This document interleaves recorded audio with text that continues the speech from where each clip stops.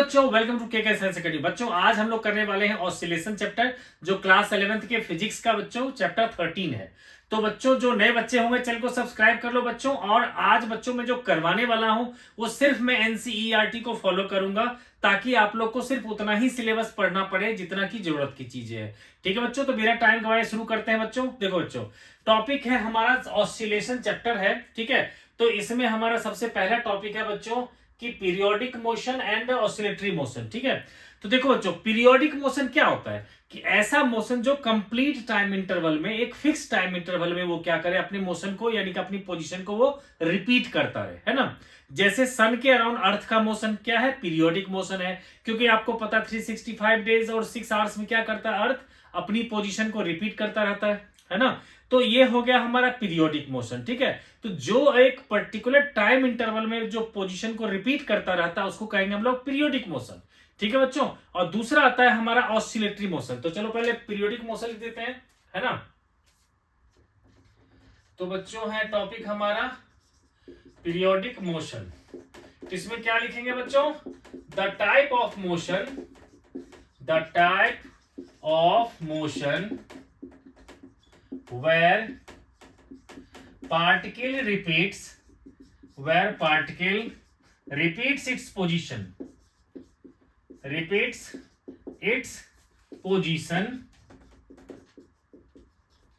in same fixed time interval,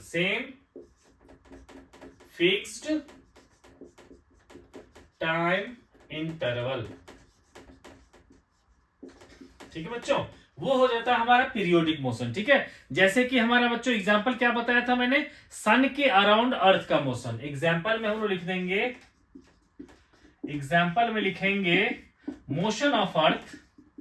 देखो बच्चों, basically starting में कुछ टर्म्स है बस डेफिनेशन वाले, इसके बाद हम लोग मेन टॉपिक पे चलेंगे। ठीक है, तो motion of earth around sun, motion of earth around sun. ठीक है बच्चों, तो ये क्या हो गया हमारा, एक पीरियोडिक मोशन हो गया। ठीक है, तो देखो बच्चों, पीरियोडिक मोशन में क्या होता है, एक फिक्स टाइम के बाद उसकी मोशन को रिपीट करते रहते हैं। ठीक है, तो अब मैं आगे बताऊंगा आपको कि किस तरह से हमें पता चलेगा कि कौन सा मोशन जो है पीरियोडिक मोशन है, और कोई मैथमेटिकल एक्सप्रेशन देने के बाद वो कैसे पता चलेगा उसका पीरियड ऑफ रिवॉल्यूशन क्या है। ये सब चीज हम फाइंड करेंगे, लेकिन पहले जो छोटा सा है ऑसिलेटरी मोशन और पीरियोडिक मोशन में डिफरेंस वो बताता हूं। ठीक है बच्चों, तो बेटा सेकंड है हमारा ऑसिलेटरी मोशन। ठीक है, तो ऑसिलेटरी मोशन क्या हो गया, इसमें लिख सकते हैं the type of motion, the type of motion where particle moves back and fourth,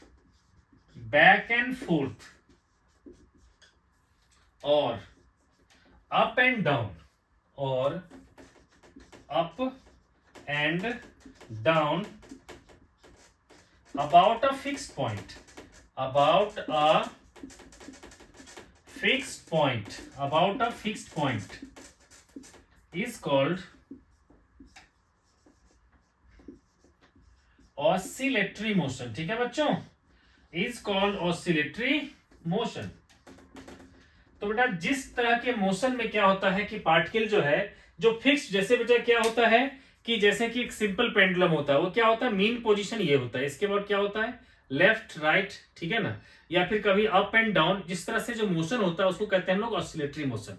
तो इसमें ध्यान क्या रखना है बच्चों कि जब फ्रीक्वेंसी कम होता है तो उसको कहते हैं ऑसिलेटरी मोशन, और अगर फ्रीक्वेंसी ज्यादा हो जाता है उसी ऑसिलेटरी मोशन को तो उसको हम लोग कहते हैं वाइब्रेशन। ठीक है, जैसे vibration of A stretch string, जैसे कि जो आप लोग प्ले करते हैं, गिटार वगैरह जो प्ले करते हैं उसमें जो वायर पे एक बार प्लग कर देते हैं तो काफी तेजी से वो वाइब्रेट करने लगता है ना। तो वहां पर क्या है कि उसका फ्रीक्वेंसी ऑफ ऑसिलेशन बहुत ज्यादा है, इसलिए उसको हम लोग वाइब्रेशन कहते हैं, ना कि ऑसिलेशन। जबकि सिंपल पेंडुलम सबको क्या कहते हैं हम लोग, ऑसिलेशन कहते हैं, क्योंकि ये क्या होता है हार्डली 2 सेकेंड में ये अपनी जर्नी को कंप्लीट करता है। ठीक है बच्चों, तो ये तो हो गया बच्चे। अब इसमें नोट में एक बच्चे ऑब्जेक्टिव आता है, ये चीजें ध्यान रखने वाली बात है कि आप लिख सकते हो all oscillatory motion are periodic but all periodic motion are not but all periodic motion are not oscillatory। ठीक है बच्चों, तो जितने भी पीरियोडिक मोशन है ऑसिलेटरी, ठीक है, वो ऑसिलेटरी नहीं होंगे, लेकिन हर एक ऑसिलेटरी मोशन क्या हो जाएगा बच्चों, पीरियोडिक हो जाएगा। ठीक है बच्चों, अब उसके बाद बच्चों आता है नेक्स्ट हमारा टाइम पीरियड, है ना। तो बच्चों टाइम पीरियड क्या होता है, time taken to complete one oscillation,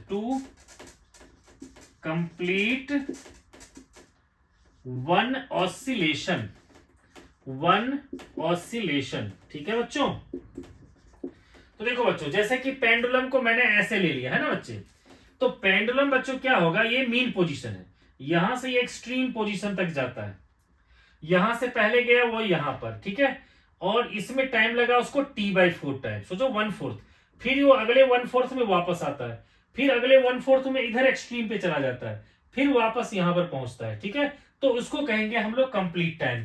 तो यानी कि यहां से यहां तक जाने में कितना टाइम लगता होगा उसको, t/4, फिर अगले t/4 वो कहां पहुंचता होगा, यहां पर, है ना बच्चों।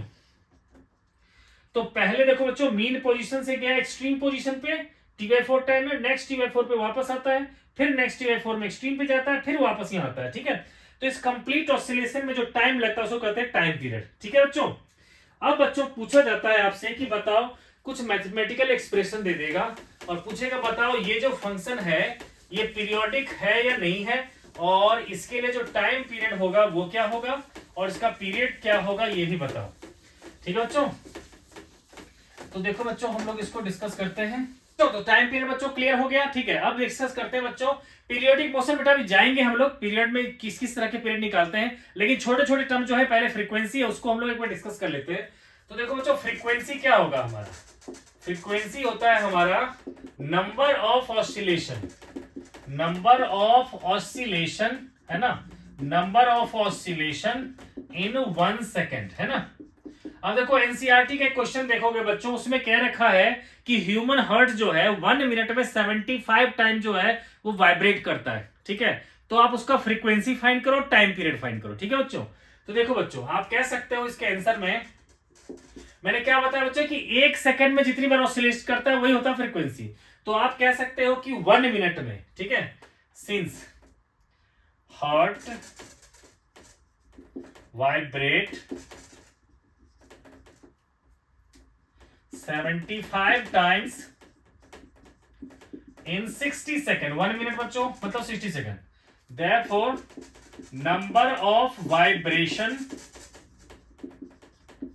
इन 1 सेकेंड क्या हो जाएगा बच्चों, 1 सेकेंड हो जाएगा हमारा 75/60, यानी कि 5 जा 4 जा, है ना। ठीक है बेटा, तो ये आ जाएगा हमारा 1.25। ठीक है, इसको हम लोग बेटा सेकेंड इनवर्स भी कहते हैं, हर्ट्ज भी कहते हैं। ठीक है, ये आ जाता है बच्चों हमारा फ्रीक्वेंसी, और इसको हम लोग डिनोट करते हैं स्मॉल एफ से, कहीं कहीं पर स्मॉल वी भी लिखा जाता है बच्चों, फ्रीक्वेंसी के लिए कंफ्यूज नहीं करना है। ठीक है, और देखो बेटा टाइम पीरियड पूछेगा, तो टाइम पीरियड क्या होता है, time taken to complete one oscillation. ठीक है, तो बेटा ये जो होगा हमारा, कह सकते हो टाइम पीरियड होता है 1 में फ्रीक्वेंसी, तो ये क्या होगा हमारा, तो 4/5, इसका रेसिप्रोकल क्या होगा 4/5, यानी कि 0.8 सेकेंड, है ना बच्चों। तो ये आ गया बच्चों टाइम पीरियड।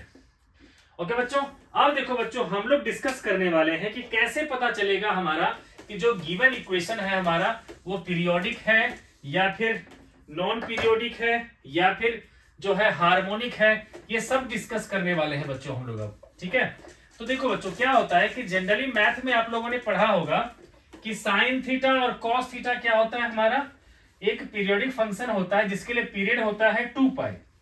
तो अगर हमें डायरेक्टली कोई भी रिलेशन दे रखा होगा, ठीक है ना, अगर साइन के टर्म्स में, कॉस के टर्म्स में, ठीक है बच्चे। अब देखो बच्चे पीरियोडिक फंक्शन के बारे में बात करते हैं, पीरियोडिक फंक्शन। ठीक है, तो देखो बच्चों क्या होता है कि डिस्प्लेसमेंट को मैं y से भी लिख सकता हूं, x के भी लिख सकता हूं और ft से भी लिख सकता हूं। ये तीनों से फॉर्म में लिखा जा सकता है। तो आप लोगों को कभी भी एग्जाम में आपको या तो y के टर्म्स में दे रखा होगा या x के टर्म्स में या ft के फॉर्म में दे रखा होगा।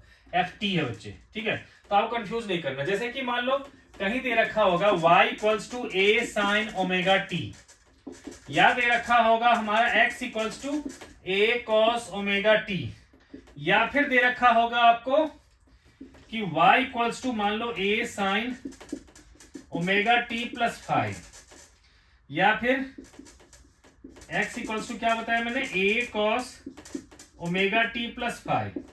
ये सारे के सारे क्या है बच्चे, पीरियोडिक है ना।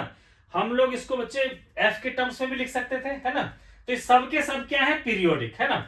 और देखो बच्चे ये जब ओमेगा t हो तो इसमें इसका जो पीरियड हो जाएगा वो होगा, इसका पीरियड जो हो जाएगा इसका वो हो जाएगा इसका ओमेगा।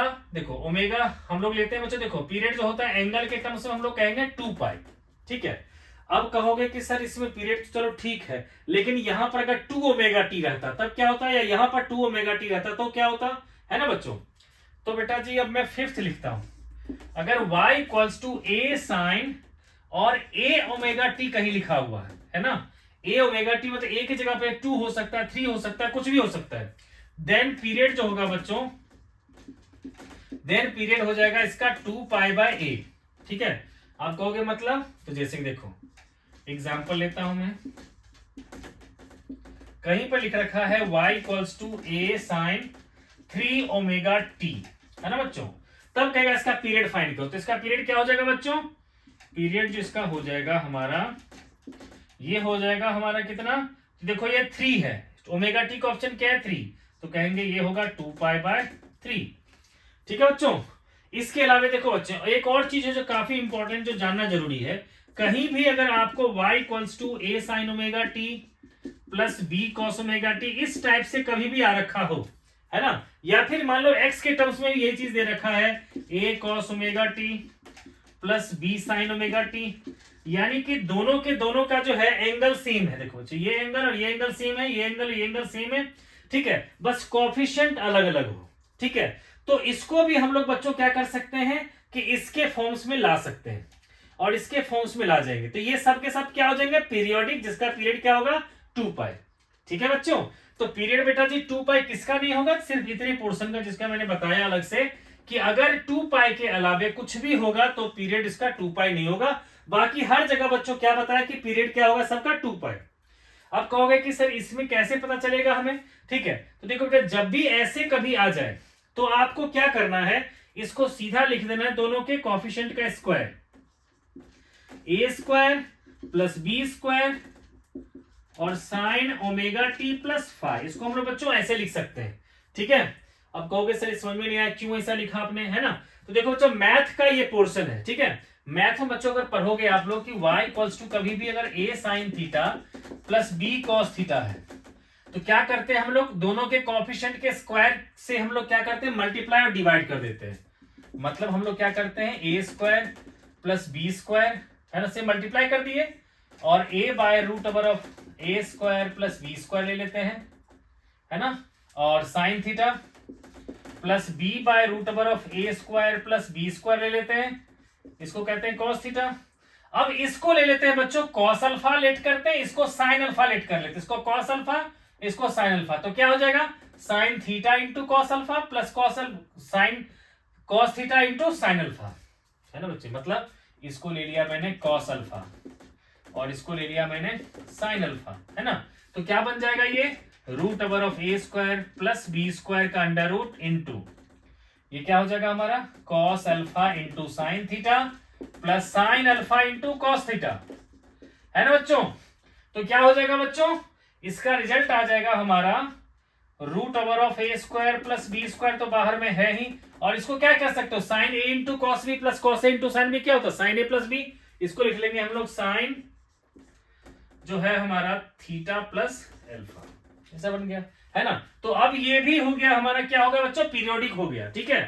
और थीटा को बच्चों कोई ओमेगा टी, देखो कहीं भी कंफ्यूज मत करना बच्चों, थीटा क्या होता है ओमेगा टी, किसी को कंफ्यूजन हो तो ये सोच लो बच्चों कि अगर कोई भी पार्टिकल अगर में एंगुलर वेलोसिटी ओमेगा से रिवॉल्व कर रहा है अराउंड द सर्कुलर ऑर्बिट, है ना, तो ये है उसका एंगुलर डिस्प्लेसमेंट थीटा, और ये मूव कर रहा है ओमेगा एंगुलर वेलोसिटी से जो कांस्टेंट है। तो इस पॉइंट से यहां तक पहुंचने में अगर उसको टाइम लगा t, यहां तक पहुंचा वो टाइम t में, तो एंगुलर डिस्प्लेसमेंट क्या होगा, एंगुलर वेलोसिटी इनटू टाइम, इसलिए थीटा हो जाता है हमारा ओमेगा इनटू टी। तो कोई चाहे तो इसको बच्चे लिख सकता है कि y equals to A square plus B square into sine omega T plus alpha. ठीक है बच्चों, तो ये सब बेटा ज्यादा डिटेल में नहीं जाना है, ठीक है, बस बेसिक यही समझना है हमें कि जब भी हमें या तो इंडिविजुअली साइन या कॉस के टर्म्स में दे रखा हो, ठीक है, या फिर उसके कॉम्बिनेशन में दे रखा हो, जस्ट लाइक दिस, है ना, या तो ऐसे दे रखा हो या फिर मान लो हमें ऐसा दे रखा हो, है ना, तो ये सारे के सारे पीरियोडिक होंगे। फिर मैंने बोला कि अगर मान लो बच्चों साइन 2 ओमेगा टी दे रखा होता तो हम क्या करते, 2 पाई को 2 से डिवाइड कर देते, जैसे साइन 3 ओमेगा टी हमने क्या किया, 2 पाई बाय 3 कर दिया, इससे इसका पीरियड आ गया।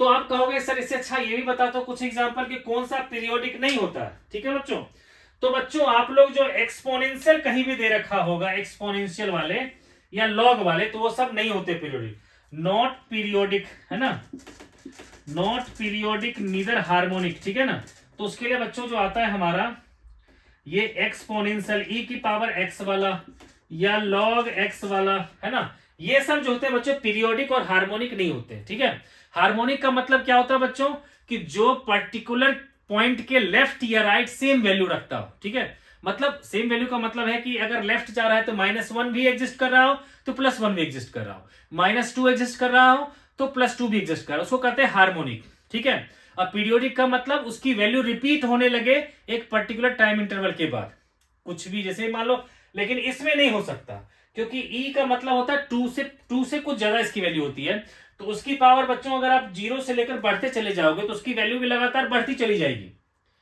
ऐसा नहीं होगा कि बढ़ने के बाद फिर से कम होने लगेगा। ठीक है, लेकिन पीरियोडिक वही होता है कि पहले बढ़ता है फिर घटता है। ठीक है बच्चों, तो अब देखो बच्चे इसमें कुछ और चीज भी है, थोड़ा सा और बताता हूं बच्चों, ठीक उसका बेटा मेन टॉपिक पर चलेंगे हम लोग, जिसमें डिस्प्लेसमेंट, वेलोसिटी और एक्सेलरेशन ऑफ एसएचएम करेंगे। ठीक है, तो बहुत ही अच्छा टॉपिक है बच्चों। ठीक है, और कोई भी कंफ्यूजन होगा बच्चों तो कमेंट बॉक्स खुला हुआ है, आप लोग कहोगे तो आप लोग की डाउट क्लास भी ले सकता हूं मैं, या फिर उससे रिलेटेड जो भी डाउट्स होगा आप लोग बताना, तो फिर मैं उसकी एक अलग से वीडियो बना करके आप लोग को दे दूंगा। बच्चों देखो इसमें क्या है, एग्जांपल 13.2 देख लो आप लोग एनसीईआरटी में, जो कि इसी तरह से पूछ रहा है आपसे कि कौन सा इसमें से जो है पीरियोडिक है कि नहीं है। ठीक है बच्चे, ये है बेटा 13.2। ओके, ये बेटा 13.2 एग्जांपल नंबर है ना। इसमें कह रखा which of the following function of time represent the periodic and non periodic function, give the period for each case of the periodic motion, omega is positive constant. ठीक है बच्चे, तो देखो बेटा फर्स्ट जो दे रखा है हमें वो कह रखा है sine omega T plus cos omega T. ठीक है, sine omega T plus cos omega T, है ना। सेकेंड है बच्चों हमारा है sine omega T plus cos 2 omega T, sine omega T plus cos 2 omega T plus sine 4 omega T, sine 4 omega T. उसके बाद है हमारा e की पावर है माइनस ओमेगा टी, e की पावर है माइनस ओमेगा टी, और fourth है हमारा log omega T, log omega T, है ना। तो देखो बच्चों मैंने पहले बताया था कि पीरियोडिक में बच्चों एक्सपोनेंशियल वाले और लॉग वाले तो आप लेना ही मत, अब इन दोनों की बात करते हैं, है ना बच्चों। तो देखो बच्चों इसको मैंने बोला था बच्चों कि जब दोनों में एंगल सेम हो, ये बेटा ये भी ओमेगा टी है ये भी ओमेगा टी है। ठीक है, अगर आप लोग कंफ्यूजन हो रहा हो तो मैं इसी में टी लगा देता हूं, है ना, ये दोनों ही ओमेगा टी है ना बच्चों। तो मैंने आप लोग कहा था बच्चों कि इसको चाहो तो क्या करोगे, इसका कॉएफिशिएंट क्या है 1, इसका कॉएफिशिएंट क्या है 1, तो 1 के स्क्वायर इसका कॉएफिशिएंट का स्क्वायर प्लस इसके कॉएफिशिएंट के स्क्वायर को हम लोग ऐड करके रूट ले लेंगे, यानी कि 1 का स्क्वायर प्लस 1 का स्क्वायर तो √2, तो √2 साइन ओमेगा टी प्लस π/4। कहोगे सर π/4 कहां से आ गया, तो बच्चों देखो √2 से हम लोग ने यहां पर अगर मल्टीप्लाई किए होते तो 1/√2 लेना भी पड़ता, और 1/√2 क्या कह देते cos π/4, यहां भी 1/√2 क्या कहते हैं sin π/4, इसलिए ये बन जाएगा, है ना। तो ये देखो बेटा, इसका भी क्या है, एंगल हमारा ओमेगा टी है, तो पीरियड इसका क्या हो जाएगा 2 पाई, पीरियड इसका हो जाएगा 2 पाई। ठीक है, अब देखो इसमें बच्चों ये ओमेगा टी है ना, तो ओमेगा टी का पीरियड क्या हो जाएगा 2 पाई। देखो ना, ये है 2 ओमेगा टी, तो आपको पता था कि ओमेगा टी का जो भी कोएफिशिएंट होगा उसको 2 पाई से डिवाइड कर देंगे, तो यहां पर क्या होगा ओमेगा टी बाई 2, तो ये भी क्या होगा 2 पाई बाई 2। यहां क्या होगा 4 ओमेगा टी है, इसको क्या लिखूंगा मैं 2 पाई बाय 4, है ना। तो यानी कि बच्चों इसका पीरियड हो गया 2 पाई, इसका पीरियड हो गया पाई, इसका पीरियड हो गया पाई बाय 2, यानी कि इसकी वैल्यू रिपीट होने लगेगी हर एक 90 डिग्री के बाद, इसकी वैल्यू रिपीट होने लगेगी हर एक 180 डिग्री के बाद, और इसकी वैल्यू रिपीट होने लगेगी 360 डिग्री के बाद। तो बच्चों देखो 90, 180 और 360 के लिए अगर आप एलसीएम लोगे तो 360 आ जाएगा, है ना। तो हम कह सकते हैं कि इसके लिए जो रिजल्टेंट वेव बनेगा हमारा, है ना, तो वो 360 डिग्री के बाद अपनी वैल्यू को रिपीट करता रहेगा, है ना। क्योंकि मान लो बच्चों ये अगर 90 पे चेंज कर रहा है तो 360 पे भी तो चेंज करेगा ही करेगा, मतलब सेम वैल्यू लाएगा ही लाएगा, है ना। अगर 90 के बाद सेम वैल्यू लाता है तो 180 के बाद भी सेम वैल्यू लाएगा, इसी तरह से 360 के बाद भी सेम वैल्यू लाएगा।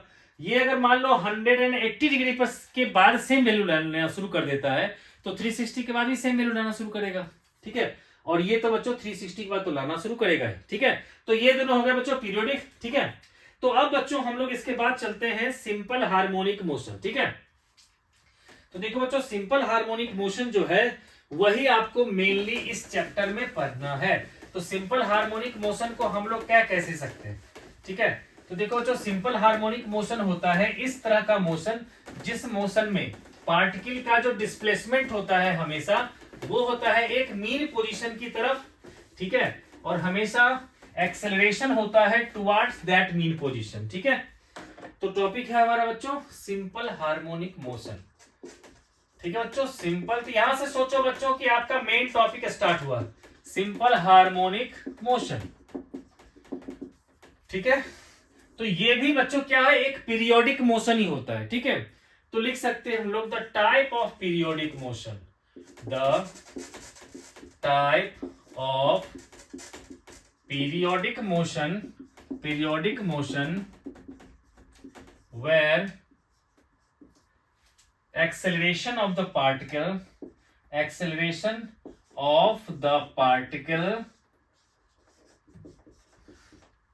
is proportional to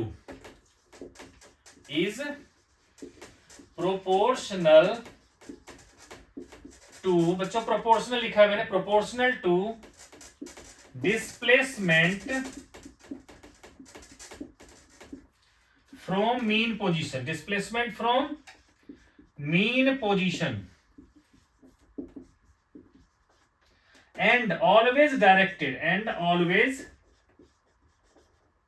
directed towards it, ठीक है, ऑलवेज डायरेक्टेड टुवर्ड्स इट, है ना बच्चों। तो इस तरह का मोशन जिस मोशन में पार्टिकल का जो डिस्प्लेसमेंट एक्सेलरेशन होगा वो एक मीन पोजीशन की तरफ होगा। जैसे मान लो बच्चों इस तरह से एक मैंने लिया मोशन का पाथ, ये हो गया बच्चों मीन पोजीशन। तो जब पार्टिकल इधर जाने लगे तो उसका एक्सेलरेशन हमेशा इधर की तरफ हो, जब इधर चला जाए पार्टिकल तो उसका एक्सेलरेशन भी क्या हो इसी की तरफ हो, है ना। जैसे कि बच्चों हम लोग सिंपल पेंडुलम लेते हैं, ठीक है। अगर आप सिंपल पेंडुलम यहां पर है तो ठीक है, जब आप इधर की तरफ ले जाते हो तो ऐसा आपको फील होगा अपनी फिंगर पे कि ये जाना चाहता है इधर, है ना। जब आप इधर लाना चाहोगे तब भी ये जाना चाहेगा कि इधर जाना चाहेगा, ठीक है। और जितना दूर ले जाओगे उतना ज्यादा आप पर ये फोर्स लगा रहा होगा कि मुझे उधर जाने दो, मुझे उधर जाने दो, ठीक है। तो इसलिए क्या कह दिया मैंने कि जितना हमारा ये मीन पोजीशन है इससे इसी की तरफ जाने का इसका हमेशा मन होता है, ठीक है बच्चों। तो इस तरह में हमारा मेन चीज जो होता है बच्चों इसमें कि एक्सेलरेशन जो है बच्चों ये directly proportional to minus of the displacement लेते हैं हम लोग। अगर कहीं भी कोई भी किसी भी तरह के मोशन में अगर acceleration directly proportional to displacement आ जाए तो हम लोग बच्चों उस टाइप के मोशन को क्या कहेंगे, हम लोग एसएचएम कहेंगे, ठीक है बच्चों। तो अब क्या होता है बच्चों कि सर्कुलर मोशन जो है हमारा, जब कोई पार्टिकल सर्कुलर मोशन करता है तो उस सिचुएशन में बच्चों क्या होता है कि उसकी जो प्रोजेक्शन होती है वो भी सिंपल हार्मोनिक मोशन करता है। तो इस चीज को बच्चों जो है एक बार मैं आप लोग को जो है लिख के बताता हूं कि किस तरह से जो है सर्कुलर मोशन में पार्टिकल का जो प्रोजेक्शन होता है वो सिंपल हार्मोनिक में कैसे रहता है, और वहां पर उसका डिस्प्लेसमेंट हम लोग निकालेंगे, एक बार एक्सट्रीम पोजीशन से और एक बार मीन पोजीशन पे। तो बच्चों ये भी काफी इंपॉर्टेंट है, ध्यान देखना, और बहुत ही इजी टॉपिक है बच्चों, ठीक है। तो देखो बच्चों, जब हम सर्कुलर मोशन का एग्जांपल लेते हैं, उसका एग्जांपल बताता हूं। तो यहां छोटा सा एग्जांपल लेता हूं बच्चों सर्कुलर मोशन में। जैसे देखो ये प्रोजेक्शन क्या हुआ बच्चों, कि देखो पार्टिकल जब यहां पर है तो इसका प्रोजेक्शन हुआ बच्चों ये, जब यहां पहुंचा तो प्रोजेक्शन हुआ ये, मान लो इसके परपेंडिकुलर ये है ना। तो देखोगे बच्चों अगर आप गौर से, तो पार्टिकल जब भी हमारा हम लोग जब सर्कुलर मोशन में मूव कर रहा होता है, ठीक है ना, ऐसे सर्कुलर पाथ में मूव कर रहा होता है, तो उसका प्रोजेक्शन जो है कभी भी वो कभी इधर जा रहा है, कभी इधर जा रहा है, कभी इधर जा रहा है, कभी इधर जा रहा है ना।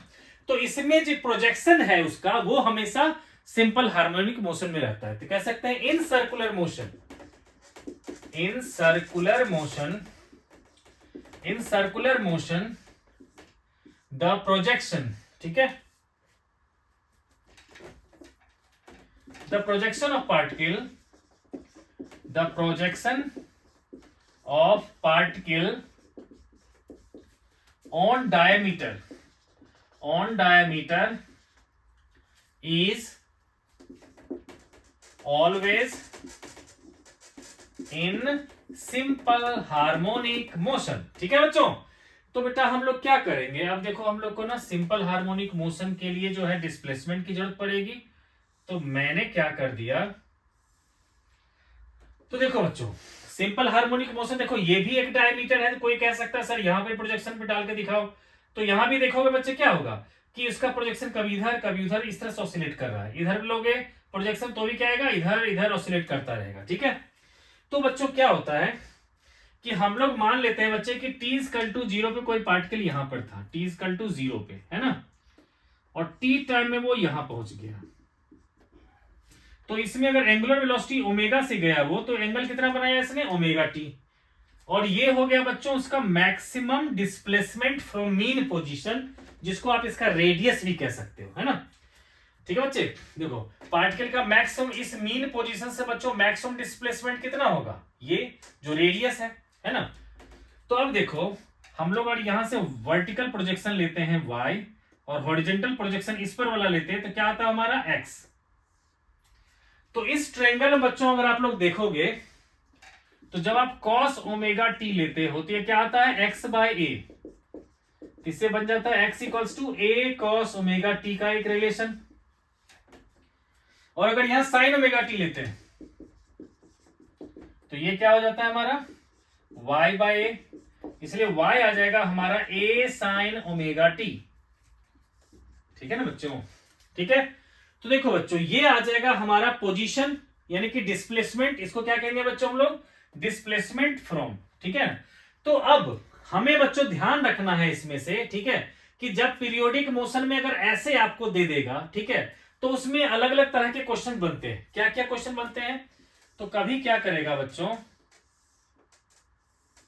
देखो आपको ग्राफ में ऐसे दे देगा कि जा रहा है पार्टिकल इस डायरेक्शन में, ठीक है, तो t इक्वल टू 0 पे बच्चों उसको यहां से चलना चाहिए, लेकिन वो चलना शुरू करता है मान लो t इक्वल टू 0 पर इतना से, और ये एंगल दे रखा है आपको पाई बाय 3।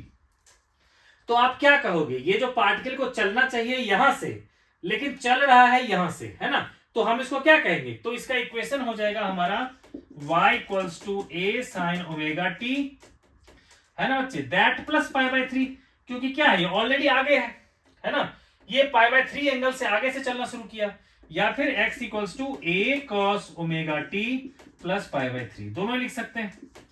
अब बच्चों आप लोग बिल्कुल कंफ्यूज मत करना कि ओमेगा टी ले हम लोग या cos ओमेगा टी वाला लें, कौन सा लें, तो अभी जस्ट बताने वाला हूं, ठीक है, लेकिन पहले इस तरह का सोचा क्वेश्चन में करवा दो, ठीक है बच्चे। इसी तरह से बच्चों क्या होगा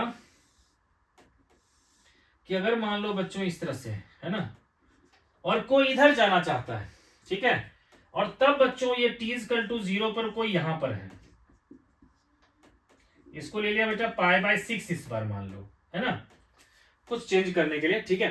तो अब बताओ बच्चों ये जो पार्टिकल यहां से चल रहा है वो आगे से चलना शुरू कर रहा है या पीछे से चलना शुरू कर रहा है? कहोगे सर देखना पड़ेगा कि किधर जा रहा है ये।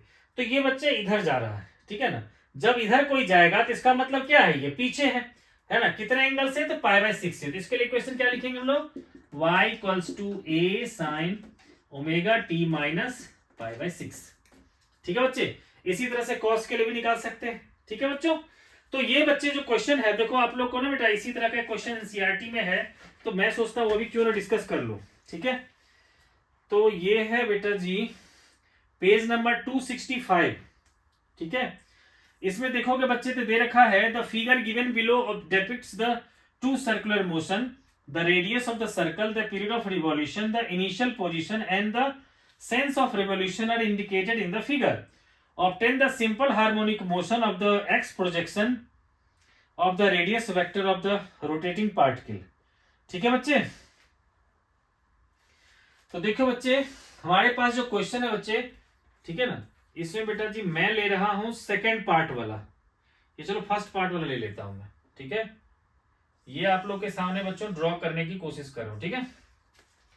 तो इसमें दे रखा है बच्चे कि t इक्वल टू 0 पे जो होता है,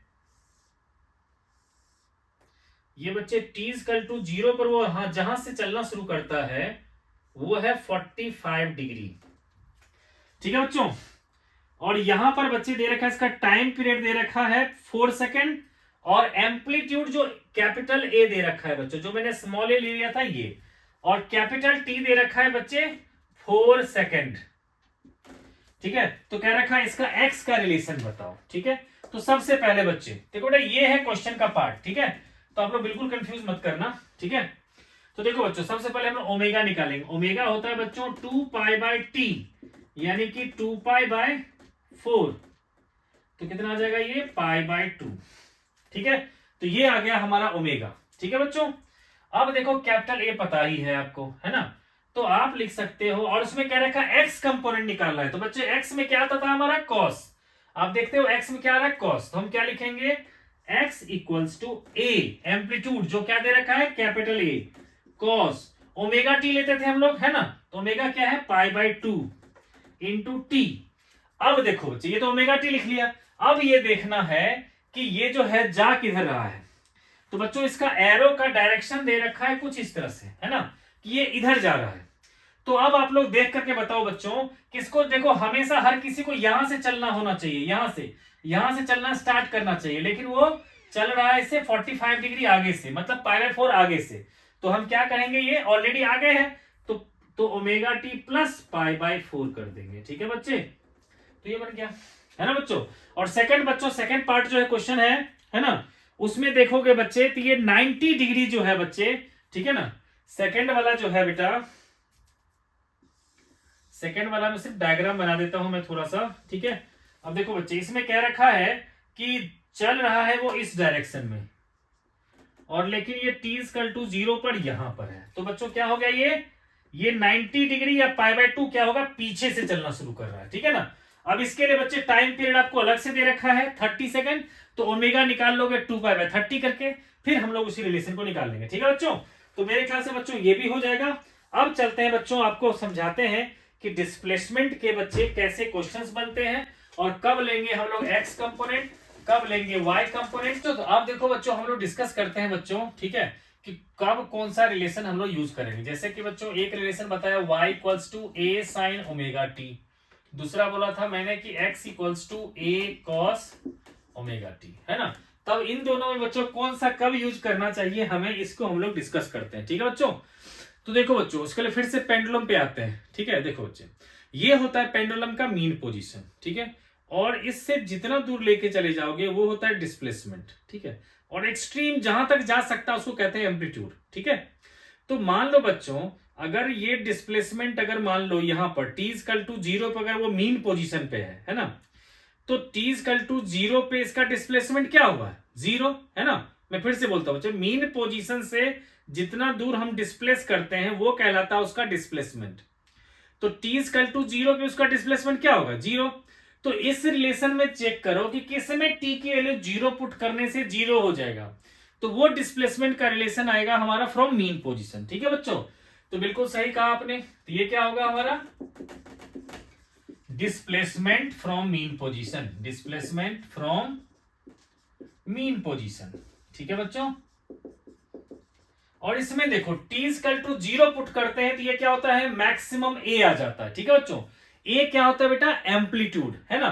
तो एम्पलीट्यूड को क्या कहते हैं हम लोग बच्चों, एम्पलीट्यूड जो होता है हमारा ये होता है बच्चों maximum displacement, maximum displacement from mean position, maximum displacement from mean position. ठीक है बच्चे, तो maximum displacement from mean position को क्या कहते हैं हम लोग एम्पलीट्यूड। तो बच्चों इसको मैं हटा देता हूं क्योंकि बस मुझे इतना ही चाहिए था इन्फॉर्मेशन बताने के लिए। ठीक है, तो अब देखो बच्चों मैंने क्या कहा बच्चों कि अगर हम लोग लेते हैं बेटा जी सिंपल पेंडुलम, है ना, तो यहां से कोई भी पार्टिकल जहां तक जाता है मैक्सिमम, है ना, ये हो गया हमारा एम्पलीट्यूड ए। ठीक है, ये भी हो गया हमारा एम्पलीट्यूड ए। और लेकिन अगर मान लो बेटा इन बिटवीन कहीं पे आ जाता है तो ये क्या हो जाएगा इसका y, लीनियर डिस्टेंस की बात कर रहे, ये क्या होगा बच्चों y। ठीक है, तो ये हो गया बच्चों हमारा डिस्प्लेसमेंट, समझ में आ गया आपको। ठीक है, तो बस ध्यान क्या रखना है बच्चे कि ये मीन पोजीशन से कह रहा है या एक्सट्रीम पोजीशन पे। ठीक है, अब देखो बेटा मैथमेटिक्स को ग्राफिकली कैसे बताएंगे। तो देखो जो ये क्या है साइन थीटा वाला ग्राफ, है ना, तो साइन ओमेगा टी वाला ग्राफ होता है बच्चों कुछ इस तरह से, साइन में 0 से स्टार्ट होता है यहां से इस तरह से, है ना। तो ये हो गया हमारा ए साइन ओमेगा टी का ग्राफ, है ना, जिसमें इसकी मैक्सिमम वैल्यू क्या होगी बच्चों, साइन ओमेगा टी के मैक्सिमम वैल्यू क्या होगी 1, तो y की मैक्सिमम वैल्यू क्या हो जाएगी a। तो ये जो है बच्चों ये है हमारा मैक्सिमम वैल्यू a, जिसको क्या कहते हैं हम लोग एम्पलीट्यूड।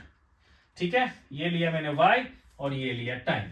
ठीक है, ये कब है बच्चों जब मीन पोजीशन की बात करते हैं। और वहीं पर बच्चों अगर मैं x वाली बात करता, है ना, ठीक है बच्चों, देखो जो ये क्लियर हो गया था ना बच्चों कि मान लो t इक्वल टू 0 करने पर क्या हो रहा है maximum displacement which is a। तो ये किसमें होता है, तो एक्सट्रीम पोजीशन पे कोई रहेगा तब ना बच्चों। मान लो एक्सट्रीम पोजीशन पे रहेगा तो उसका मीन पोजीशन से डिस्प्लेसमेंट कितना होगा a, है ना, तो ये किसे फिट हो रहा है इसमें। तो ये कब हुआ हमारा डिस्प्लेसमेंट फ्रॉम एक्सट्रीम पोजीशन, ये कब लेंगे बच्चों जब हम लोग को लेना होगा displacement from extreme position, extreme position. ठीक है बच्चे, अब बच्चा जी हम लोग क्या कर सकते हैं कि जैसे कि हमें x का लिखना है, ठीक है, तो ऐसे में बच्चों डिस्प्लेसमेंट अगर ले लेंगे हम लोग, ठीक है ना, x वर्सेस t का ग्राफ ले लेंगे, है ना, तो इसमें बच्चों कॉस वाला ग्राफ बन जाएगा कुछ इस तरह से। ठीक है, अब वो थोड़ा नीचे रह गया।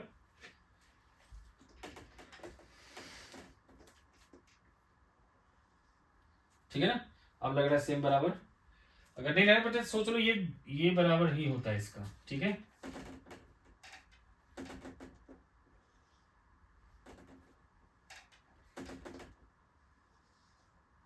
ठीक है ना, तो ये होना चाहिए। ठीक है बच्चे, तो ये होता है बच्चों हमारा। तो ये देखो जब हमारी बेटा y की वैल्यू देखो अगर डिस्प्लेसमेंट की बात करते हैं साइन ओमेगा टी में, तो जब एक्सट्रीम हो रही है वैल्यू तब इसकी वैल्यू क्या हो रही है 0। ठीक है, ये आ रहा है बेटा जी t/4, ये आ रहा है t/2, ये आ रहा है 3t/4 और ये है टाइम हमारा कैपिटल T, है ना। तो कैपिटल T पे भी मैक्सिमम ये हो रहा है और कैपिटल T पे भी ये मैक्सिमम हो रहा है ना बच्चों, जिसको हमने कह दिया A। ठीक है, तो ये कॉस वाला और ये साइन वाला। ठीक है बच्चे, अगर मान लो बच्चे अगर मान लो इसको मैं ये कह दूं कि साइन ओमेगा टी प्लस π/2 का बनाओ, तो इसका मतलब क्या है कि ये पोर्शन क्या हो गया π/2 का मतलब ये 1/4 वैल्यू। तो इस 1/4 वैल्यू को हम लोग क्या करेंगे बेटा इधर शिफ्ट कर देंगे, तो ऐसा बन जाएगा फिर ये, है ना। तो ये ग्राफ है। ठीक है बच्चों, ये कब होगा हमारा, तो बच्चों ज्यादा आप लोग दिमाग मत लगाओ, ज्यादा कुछ नहीं है इसमें टेंशन। ठीक है, आज मैं इसमें एक्चुअल क्वेश्चन कैसे बनते हैं वो सब बता रहा हूं। ठीक है, तो ये बच्चों क्लियर हो गया कि डिस्प्लेसमेंट फ्रॉम मीन पोजीशन के लिए ये होगा डिस्प्लेसमेंट फ्रॉम एक्सट्रीम पोजीशन के लिए। अब आप लोग कह सकते हो सर आपने t/4 कैसे ले लिया, तो चलो एक बार उसको ही बता देता हूं, फिर चलते हैं हम लोग रिलेटेड क्वेश्चंस पे। ठीक है, देखो बेटा हमें क्या चाहिए था, हमें चाहिए था y इक्वल्स टू a, लेकिन आप लोगों ने कहा सर y तो होता है a साइन ओमेगा टी, तो दैट शुड बी a। तो इसका मतलब क्या होना चाहिए, साइन ओमेगा टी को होना चाहिए 1। तो साइन ओमेगा टी बेटा जी क्या होगा, साइन ओमेगा टी के लिए 1 कब होगा, जब साइन क्या हो π/2। ये बेटा पाई लिखा, इस तरह से क्या होगा, ओमेगा टी होगा हमारा पाई बाय 2। तो इस तरह से लिख सकता हूं 2 pi by capital T into small T हो जाएगा पाई बाय 2। तो पाई से पाई कैंसिल, तो टी आ जाएगा बच्चों टी बाई 4।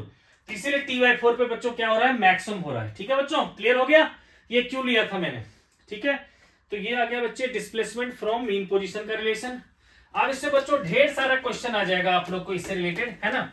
कभी पूछ देगा आपसे कि ये बताओ कि किसी भी सिंपल पेंडुलम में उसको मीन पोजीशन से a/2 डिस्टेंस तक जाने में कितना टाइम लगेगा, है ना। तो इसको बच्चे एक क्वेश्चन को करवा देता हूं। ठीक है, सो मेरा बच्चों क्वेश्चन ये है बच्चे, calculate time to take time to travel, better होगा लिखना, time to travel from mean position to a/2 from mean position, है ना बच्चों। कह रखा मीन पोजीशन से a/2 फ्रॉम मीन पोजीशन तक जाने में कितना टाइम लगेगा, given that time period is t। ठीक है, इसमें ये भी लिखा था बच्चों कि given that time period is t, time period is capital T। ठीक है, तो देखो बच्चों बहुत सिंपल है, हमें बेटा डिस्प्लेसमेंट कहां से लेना है, मीन पोजीशन से। तो हम लोग क्या लेंगे, y equals to a sine omega t, है ना बच्चों। तो मुझे चाहिए वो टाइम जिसमें कि ये a/2 चला जाए, तो मैं इसकी जगह पर लिख लूंगा a/2 equals to a sine omega t। तो a से a कैंसिल, तो 1/2 इक्वल्स टू क्या होगा, साइन ओमेगा t। आप लोगों ने कहा सर इसको मैं लिख सकता हूं साइन π/6, है ना बच्चों, 30 डिग्री इक्वल्स टू लिखूंगा मैं sine 2 pi by capital T into small T. इसलिए क्या होगा बच्चों कि π/6 हो जाएगा हमारा 2 pi by capital T into small T. तो पाई से पाई कैंसिल, तो टी आ जाएगा बच्चों कैपिटल T/12। ठीक है, यानी कि कैपिटल T/12, यानी कि बच्चों देखो ये जो पेंडुलम था हमारा, है ना, इसका एक्सट्रीम पोजीशन हुआ बच्चों ये। ठीक है, तो यहां से इसको a/2 पोजीशन तक, देखो ये तो था a पोजीशन, और इसको a/2 पोजीशन तक जाने में जो टाइम लगेगा वो लगेगा 1/12 of the total time period. जबकि आपको बच्चों बताया था मैंने कि सिंपल पेंडुलम में क्या होता है, मीन पोजीशन से एक्सट्रीम पोजीशन जाने में टाइम लगता है t/4, फिर t/4 में वापस आता है, फिर t/4 में एक्सट्रीम जाता है, फिर t/4 में वापस आता है। तो अगर मान लो आपसे ये कह देगा कि पहले a/2 डिस्टेंस जाने में टाइम और अगले a/2 डिस्टेंस जाने में टाइम का रेशियो निकालो, तो आपको बच्चों पता चल चुका है कि मीन पोजीशन से यहां तक आने में टाइम कितना लगा, t/12। तो अगले का टाइम कितना लगेगा, तो आपको पता है टोटल टाइम लगता है t/4, है ना। तो अगर बच्चों t1 आ चुका है आपका t/12, तो t2 कितना आ जाएगा, t/4 माइनस t/12, है ना बच्चों। इस दोनों को सॉल्व करके रेशियो ले लेंगे तो आ जाएगा हमारा फर्स्ट a/2 का टाइम, नेक्स्ट a/2 का टाइम। ठीक है बच्चों, तो अब बच्चों डिस्प्लेसमेंट से आगे चलते हैं बच्चों वेलोसिटी। ठीक है, तो वेलोसिटी ऑफ एसएचएम हम लोग निकालेंगे बच्चों दोनों ही मेथड से। ठीक है, ग्राफिकल मेथड से भी निकालेंगे, ठीक है, और देखो बच्चों उससे रिलेटेड फिर काइनेटिक एनर्जी और रिलेटेड क्वेश्चन जो होंगे उस सबको निकालेंगे। ठीक है, तो देखो बच्चों मैं वेलोसिटी और एक्सेलरेशन तक पहुंच जाता हूं, फिर कंबाइंड क्वेश्चन भी एक दो करवा दूंगा आपको। ठीक है, तो देखो बच्चा टॉपिक है हमारा वेलोसिटी ऑफ एसएचएम, है ना बच्चों। देखो बच्चों y इक्वल्स टू क्या था हमारा a साइन ओमेगा टी। तो वेलोसिटी के लिए क्या करेंगे हम लोग, dy बाई dt करेंगे। तो यहां बेटा a बाहर कर लेते हैं कि कांस्टेंट है, तो d sign omega T by dt हमें करना चाहिए था बच्चों dt, है ना। तो आप लोग बेटा इंटीग्रेशन का रूल तो जानते ही हो, इसको लिखना पड़ेगा omega T by D omega T into D omega T by D T. क्यों बच्चों, क्योंकि ये ओमेगा टी है, अगर यहाँ साइन टी रहता तो सिर्फ dt से हो जाता डिफरेंशिएट, लेकिन जो यहां पर होता है बेटा एंगल पे वही हमें डिफरेंशिएशन के लेना पड़ता, तभी डिफरेंशिएट होगा ये। तो ये हो जाएगा a, ये बन जाएगा हमारा cos ओमेगा टी, और यहां क्या हो जाएगा बच्चों, ओमेगा बाहर हो जाएगा तो dt बाई dt, है ना। तो अल्टीमेटली आ गया a omega cos omega T. ये आ गया हमारा स्पीड का रिलेशन। ठीक है बच्चों, ये तो इस फॉर्म में आ गया। लेकिन बच्चों अगर चाहे तो हम y के टर्म्स में भी इसको निकाल सकते हैं। कैसे? तो देखो बच्चों, v है हमारा a omega cos omega T, तो मैं इसको लिख सकता हूं root over of cos square omega T. ठीक है, आप कहोगे इसमें कौन सी बड़ी बात हो गई, तो इसको लिख लूंगा फिर 1 minus sine square omega T. कहोगे क्योंकि sir sine square omega T plus cos square omega T 1 होता है, इसीलिए। अब देखो बच्चों, इस रिलेशन से y इक्वल्स टू होता है बच्चों a साइन ओमेगा टी, तो साइन ओमेगा टी क्या होगा y बाय a, तो मैं यहां लिखने वाला हूं a ओमेगा अंडर रूट में 1 minus Y square by A square. तो बच्चों उसको सॉल्व कर लोगे तो क्या आ जाएगा, a ओमेगा और रूट ओवर में आ जाएगा बच्चों a square minus Y square by A square, जिसमें से a बाहर आ जाएगा तो क्या हो जाएगा omega a square minus Y square, क्योंकि a कैंसिल हो गया। अगर बच्चों क्लियर नहीं हुआ तो मैं ऐसा करता हूं, a यहां लिख लेता हूं और ऐसे a लिख लेता हूं ताकि a क्लियर हो जाए, क्योंकि a स्क्वायर का अंडर रूट क्या होगा a, तो बचा क्या बच्चों omega a square minus Y square. दोनों रिलेशन से आ गया बच्चों।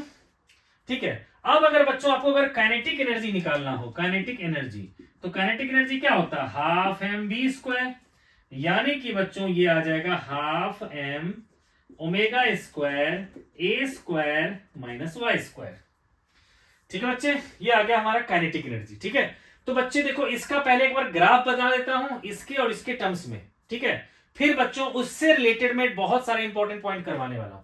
ठीक है, देखो बच्चों, जब हमारे पास डिस्प्लेसमेंट हमने लिया था साइन ओमेगा टी, तो वेलोसिटी क्या आ गया हमारा कॉस ओमेगा टी। ठीक है, और फिर हमने रिलेशन निकाल लिया बच्चों काइनेटिक एनर्जी का स्पीड का इन कार्टेशियन फॉर्म, मतलब एक्स और वाई के टर्म्स में, यानी कि डिस्प्लेसमेंट के टर्म्स में। ठीक है, तो जब भी हम बच्चे वेलोसिटी की बात करेंगे तो क्या होता है वेलोसिटी, वो डिपेंड कर रहा है बच्चों वाई पर, डिस्प्लेसमेंट पे, है ना। तो कहीं पर डिस्प्लेसमेंट मान लो 0 होता है जो मीन पोजीशन होता है, कहीं पर डिस्प्लेसमेंट a होता है, तो इन सभी जगहों पर वेलोसिटी और काइनेटिक एनर्जी क्या क्या होगा ये सब डिस्कस करेंगे। लेकिन पहले ग्राफ देखो बच्चों, y इक्वल्स टू था हमारा a साइन ओमेगा टी, तो उसका ग्राफ आपने कैसे बनाया, सिंपल है ना, ये था हमारा y का ग्राफ। अब बेटा v का हो गया हमारा e omega cos omega T, तो बच्चों देखो समथिंग मल्टीप्लाई होगा, यानी कि इसका मैग्नीट्यूड बढ़ गया, मतलब हमें इसकी वैल्यू बढ़ानी पड़ेगी, और ये आ जाएगा बेटा कॉस, तो उसका क्या लेना पड़ेगा ऐसे, है ना। तो ये क्या हो गया हमारा v हो गया। ठीक है, टाइम के साथ साथ अब चलते हैं बच्चों इधर, जहां हमारा v था बच्चों omega into root over of A square minus Y square, है ना, पहली बात। और काइनेटिक एनर्जी बच्चों आया था हमारा हाफ एम ओमेगा स्क्वायर ए स्क्वायर माइनस वाई स्क्वायर।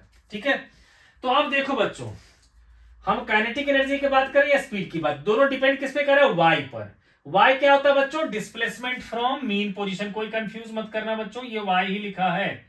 ठीक है, तो अब बच्चों मीन पोजीशन पे वाई की वैल्यू क्या हो जाएगा 0, है ना बच्चों। तो जैसे ये 0 हो जाएगा तो काइनेटिक एनर्जी क्या हो जाएगा हाफ एम ओमेगा स्क्वायर ए स्क्वायर, है ना, और वेलोसिटी क्या हो जाएगा ओमेगा इंटू ए। ठीक है, तो कह सकता हूं मैं कि एट मीन पोजीशन बेटा, जिसको हम लोग लिख लेंगे टॉपिक में, यहां पर आप लोग लिख लोगे स्पेशल केसेस।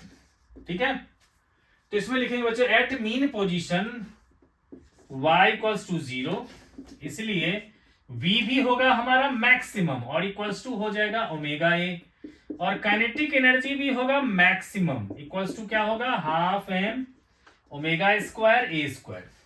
ठीक है, दूसरा लूंगा मैं एट एक्सट्रीम पोजीशन, है ना, जो बच्चे आता है पेंडुलम में ऐसे पलट सिचुएशन या फिर इस तरह पलट सिचुएशन। ठीक है, तो इसे में क्या कहोगे आप, y इक्वल्स टू होगा प्लस माइनस ए, या तो प्लस ए लो या माइनस ए लो, तो भी हमारा क्या होगा v की वैल्यू क्या होगा मिनिमम इक्वल्स टू हो जाएगा 0, और काइनेटिक एनर्जी भी होगा मिनिमम और उसकी वैल्यू भी क्या हो जाएगी 0। ठीक है बच्चों, तो ये हो गया हमारा अलग अलग सिचुएशन जिसमें हम लोग पोटेंशियल एनर्जी और काइनेटिक एनर्जी की बात करते हैं। ठीक है बच्चे, अब चलते हैं बच्चों हम लोग एक्सेलरेशन ऑफ एसएचएम। इसको फिर आएंगे बेटा, काइनेटिक एनर्जी का यूज हमें फिर से दोबारा पड़ेगा जरूरत, ठीक है, लेकिन फिलहाल चलते हैं बच्चों एक्सेलरेशन ऑफ एसएचएम, कि जब भी कोई पार्टिकल अगर सिंपल हार्मोनिक मोशन में एक्सेलरेट करता है तो उसका जो एक्सेलरेशन है बच्चों, वही मेन कंडीशन होता है पूरे चैप्टर में आपका किसी भी मोशन को प्रूव करने का कि ये एसएचएम में है। ठीक है, चाहे किसी भी टॉपिक में, चाहे आप मैकेनिक्स में चले जाओ, कहीं भी चले जाओ, हमें जब भी प्रूव करना होता है कि ये मोशन एसएचएम में है तो हम क्या लेते हैं बेटा, एक्सेलरेशन को प्रूव करते हैं। कैसे, देखते हैं। तो देखो बेटा, एक्सेलरेशन ऑफ एसएचएम है ना, देखो हमारे पास क्या था बच्चों, y इक्वल्स टू था a sin ओमेगा t, है ना, v का आप लोगों ने कहा a omega cos omega t, है ना। अब मैं एक्सेलरेशन की बात करता हूं तो ये क्या होगा, dv बाई dt, यानी कि a ओमेगा को बाहर कर लिया, अब d cos omega t by dt, तो dt तो एक साथ लिख नहीं सकते, तो d ओमेगा t और d omega t by dt, है ना बच्चों, ऐसे करते हैं। अब देखो cos ओमेगा टी का होगा differentiation minus sign omega T, तो ये आ जाएगा बच्चों minus omega square a sine omega T, क्योंकि एक ओमेगा बच्चों यहां से भी आ जाएगा, है ना, उस ओमेगा बाहर कर लेंगे dt बाई dt, उससे आ जाएगा एक ओमेगा और ये ओमेगा। अब देखो बच्चों, आप लोग तो पहचानते होंगे इसको, है ना, क्या कि ये होता है y, तो एक्सेलरेशन जो आ गया बच्चों हमारा, एक तो रिलेशन ये आ गया और दूसरा हम लोग क्या कह सकते हैं, माइनस ओमेगा स्क्वायर वाई। तो सबसे ज्यादा इंपॉर्टेंट रिलेशन बच्चों यही है ना, ठीक है, कि एक्सेलरेशन हमेशा अगर डिस्प्लेसमेंट के डायरेक्टली प्रोपोर्शनल हो जाएगा, यानी कि कहेंगे अगर एक्सेलरेशन अगर डायरेक्टली प्रोपोर्शनल टू डिस्प्लेसमेंट है, hence they are in SHM, hence they are in SHM. ठीक है बच्चे, जब भी हम लोग स्प्रिंग मास सिस्टम आगे प्रूव करेंगे उसमें भी यही लाना होगा हमें, ठीक है, कि एक्सेलरेशन डिस्प्लेसमेंट के प्रोपोर्शन है, चाहे वहां डिस्प्लेसमेंट को एक्स ले या वाई ले। ठीक है बच्चों, तो मैं बच्चों ये भी लिख देता हूं कि acceleration directly proportional to minus of displacement, ताकि आप लोग इस बात से कंफ्यूज ना हो जाओ, सर आपने वाई बोला था यहां एक्स ले लिया आपने, है ना। ठीक है बच्चों, तभी वो होगा हमारा एसएचएम में होगा। ठीक है, और जब एक बार प्रूव हो जाए कि एसएचएम में है तो बच्चों जो भी डिस्प्लेसमेंट का कोफिशिएंट होता है वो क्या होता है, ओमेगा स्क्वायर, तो उसको हम लोग क्या करते हैं, ओमेगा स्क्वायर ले लेते हैं। ठीक है बच्चों, तो ये होगा बेटा जी हमारा एक्सेलरेशन का रिलेशन। ठीक है, अगर ग्राफिकली बच्चों रिप्रेजेंट करना है तो जैसे मैंने v को किया था बच्चे, v को क्या किया था मैंने ऐसे, तो अगर बच्चों एक्सेलरेशन को करना है तो ये क्या होगा हमारा, क्योंकि नेगेटिव ऑफ साइन है ना, देखो ना माइनस साइन ओमेगा टी है ना, इसलिए क्या होगा, ये नीचे की तरफ होगा, तो ये हो जाएगा बच्चों एक्सेलरेशन का टाइम के साथ, है ना बच्चों, अगर, और ये था बेटा जी वेलोसिटी का टाइम के साथ, और ये हो गया बच्चे हमारा एक्सेलरेशन का टाइम के साथ वेरिएशन। ठीक है बच्चे, और ये आ गया बच्चे इस तरह से। ठीक है, तो इसमें भी बच्चों अगर स्पेशल केस कहा जाए, है ना, स्पेशल केस कहा जाए, है ना, तो एट मीन पोजीशन जहां y होता है 0, तो एक्सेलरेशन की वैल्यू क्या होगा, एक्सेलरेशन इक्वल टू हो जाएगा 0, जो मिनिमम है ना, और एट एक्सट्रीम पोजीशन, है ना, जहां पर बच्चों y की वैल्यू होगा a या प्लस माइनस a, है ना, तो हमारा एक्सेलरेशन क्या हो जाएगा, ओमेगा स्क्वायर a, जो क्या है मैक्सिमम। ठीक है बच्चों, तो जब भी हम लोग बच्चों पेंडुलम को लेके चलते हैं, देखो तो इसमें क्या होता है हमारा, कि जब एक्सट्रीम पे ले जाते हैं तो सबसे ज्यादा एक्सेलरेशन लगता है, यहां पे रखो कोई एक्सेलरेशन नहीं है, यहां पे ले जाएंगे तो बहुत तेज लगता है। ठीक है, और हमेशा देखते हो इस एक्सेलरेशन की टेंडेंसी होती है मीन पोजीशन की तरफ जाने की, तो बेटा यहां माइनस साइन क्या इंडिकेट करता है कि एक्सेलरेशन की डायरेक्शन जो होती है हमेशा डिस्प्लेसमेंट के अपोजिट होती है। ठीक है ना बच्चों, here negative sign indicates that the direction of acceleration is in opposite of the displacement from mean position. ठीक है बच्चों, तो ये हो गया बेटा एक्सेलरेशन का।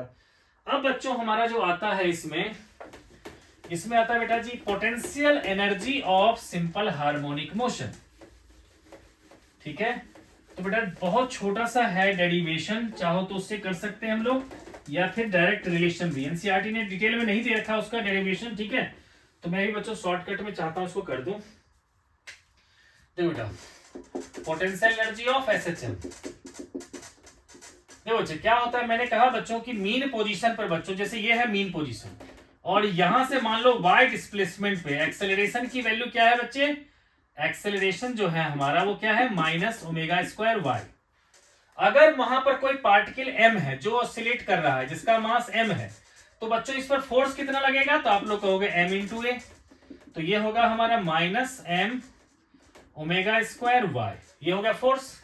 अगर मान लो बच्चे, ठीक है ना, मैं इसको इससे दूर ले जाने की कोशिश करता हूं, ठीक है बच्चे, मतलब पहले क्या था, ये था बच्चों मीन पोजीशन, और यहां पर ये एम मास जो था वो वाई पे था, और मैं इसको डिस्प्लेस कर रहा हूं डी वाई डिस्टेंस से, है ना, तो आप लोग ऐसे में कहोगे कि सर डी डब्ल्यू होगा हमारा, है ना, F into d y into cos 180 degree. कहोगे सर कॉस 180 क्यों, क्योंकि देखो बच्चों फोर्स की डायरेक्शन हमेशा क्या है, अंदर की तरफ, डिस्प्लेसमेंट की तरफ, है ना बच्चों, है ना, मीन पोजीशन की तरफ, और हम उसको लेके जा रहे हैं उधर की तरफ, तो क्या हो जाएगा ये minus m omega square y d y, और ये आ जाएगा बच्चों माइनस 1, तो ये माइनस माइनस क्या हो प्लस 1, यानी कि एम ओमेगा स्क्वायर, ठीक है, और वाई डी वाई हो गया बच्चों, ठीक है। यहां पर डी डब्ल्यू को इंटीग्रेट करूंगा, जीरो से वर्क डन, और यहां से जीरो से वाई, तो क्या आ जाएगा बच्चों एम ओमेगा स्क्वायर, और ये आ जाएगा वाई स्क्वायर बाई 2, है ना बच्चों। तो ये आ गया बेटा जी हमारा पोटेंशियल, इसी वर्क डन को कहते थे बेटा पोटेंशियल एनर्जी यू, ठीक है, जो आएगा 1/2 m omega square Y square, है ना। ओ देखो बच्चे यहां पर, ठीक है ना, ये 2 लिखा हुआ है,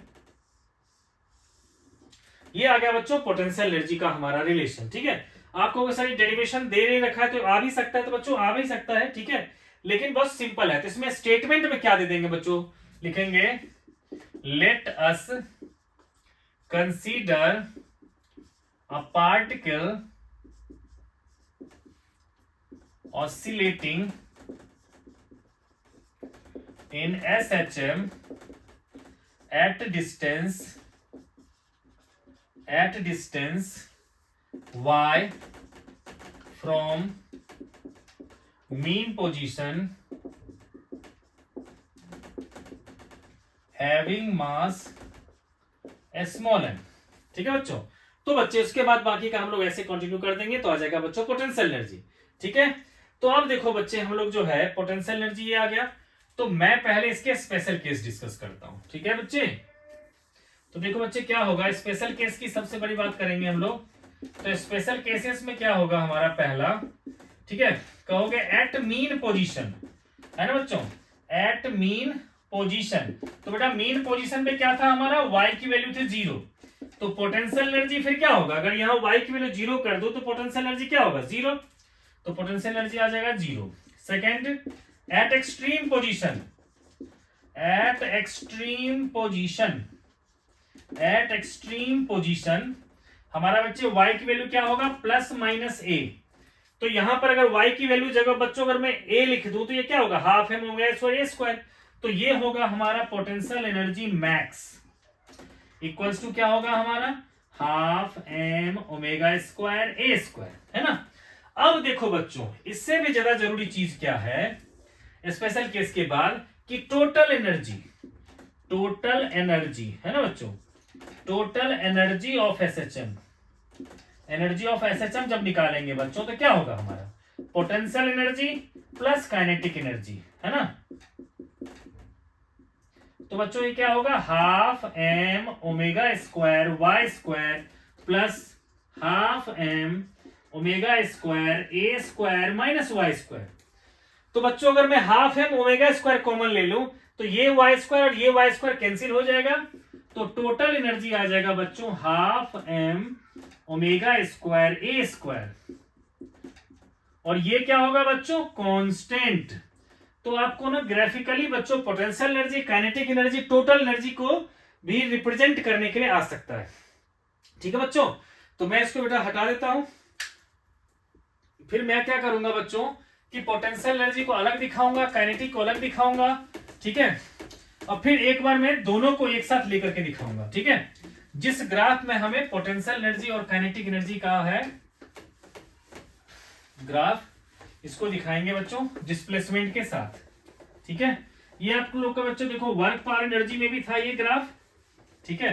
और यहां तो बच्चों है ही, क्योंकि यहां पर आप पढ़ ही रहे हो ये चीज, है ना। देखो देखो पोटेंशियल एनर्जी जो है हमारा, इसका फॉर्मूला आप लोगों ने बताया half M omega square Y square. तो अगर इसको बच्चों ग्राफिकली रिप्रेजेंट करें तो ये क्या होगा, एक पैराबोला होगा, है ना बच्चों। ये है ना, ये क्या हो गया हमारा half M omega square, half M omega square Y square, जिसको हम लोग कह सकते हैं पोटेंशियल एनर्जी, जिसकी मैक्सिमम वैल्यू कहां पर होगी बच्चों, जब y इक्वल्स टू ए हो, और मैक्सिमम वैल्यू कहां हो सकती है, जहां y की वैल्यू माइनस ए हो, ठीक है। अब बच्चों हम लोग काइनेटिक एनर्जी की बात करते हैं। तो देखो बच्चों काइनेटिक एनर्जी का जो ग्राफ होता है हमारा, वो कुछ इस तरह से होता है, y इक्वल्स टू ए पर भी 0, y इक्वल्स टू माइनस ए पर भी 0, और y इक्वल्स टू 0 पे देखो मैक्सिमम, यहां y इक्वल्स टू 0 पर ये मिनिमम, है ना बच्चों। और जब दोनों को हम लोग एक साथ लेंगे बेटा ग्राफ में, है ना, मान लो हमने कुछ इस तरह से ले लिया, तो हमें बच्चों कुछ लेना पड़ेगा इस तरह से, ठीक है, कि इसमें देखो बच्चों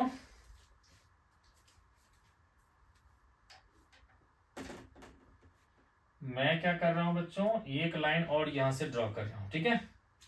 ये लाइन है बच्चों टोटल एनर्जी, ठीक है, जो हमेशा होता है हमारा किसके इक्वल होता है बच्चों, हाफ एम ओमेगा स्क्वायर ए स्क्वायर का, ठीक है।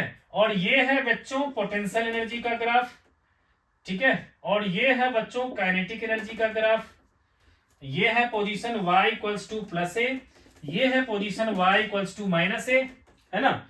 और ये है पोजीशन हमारा y इक्वल्स टू 0, ठीक है बच्चे। तो देखो बच्चे टोटल एनर्जी हमेशा कांस्टेंट होगा, ठीक है, चाहे वो पोटेंशियल हो या काइनेटिक हो, इस तरह से जो हमारा जो है वो बढ़ता चला जाएगा, ठीक है बच्चों। हम आगे बेटा लंबा भी इसी तरह से ले सकते हैं, इसको ऐसे ऐसे, इसको भी ऐसे बढ़ाते चले जाएंगे, ठीक है। तो मेन ग्राफ बच्चों ये है जो काफी इंपॉर्टेंट है, जो मैंने करवा दिया, ठीक है बच्चों। तो टोटल एनर्जी समझ में आ गया, पोटेंशियल एनर्जी समझ में आ गया। अब एक छोटा सा क्वेश्चन लेते हैं बच्चे। क्वेश्चन ये है कि calculate the position from, calculate the displacement ले लेता हूं, डिस्प्लेसमेंट फ्रॉम नहीं पूछ, calculate the point after mean position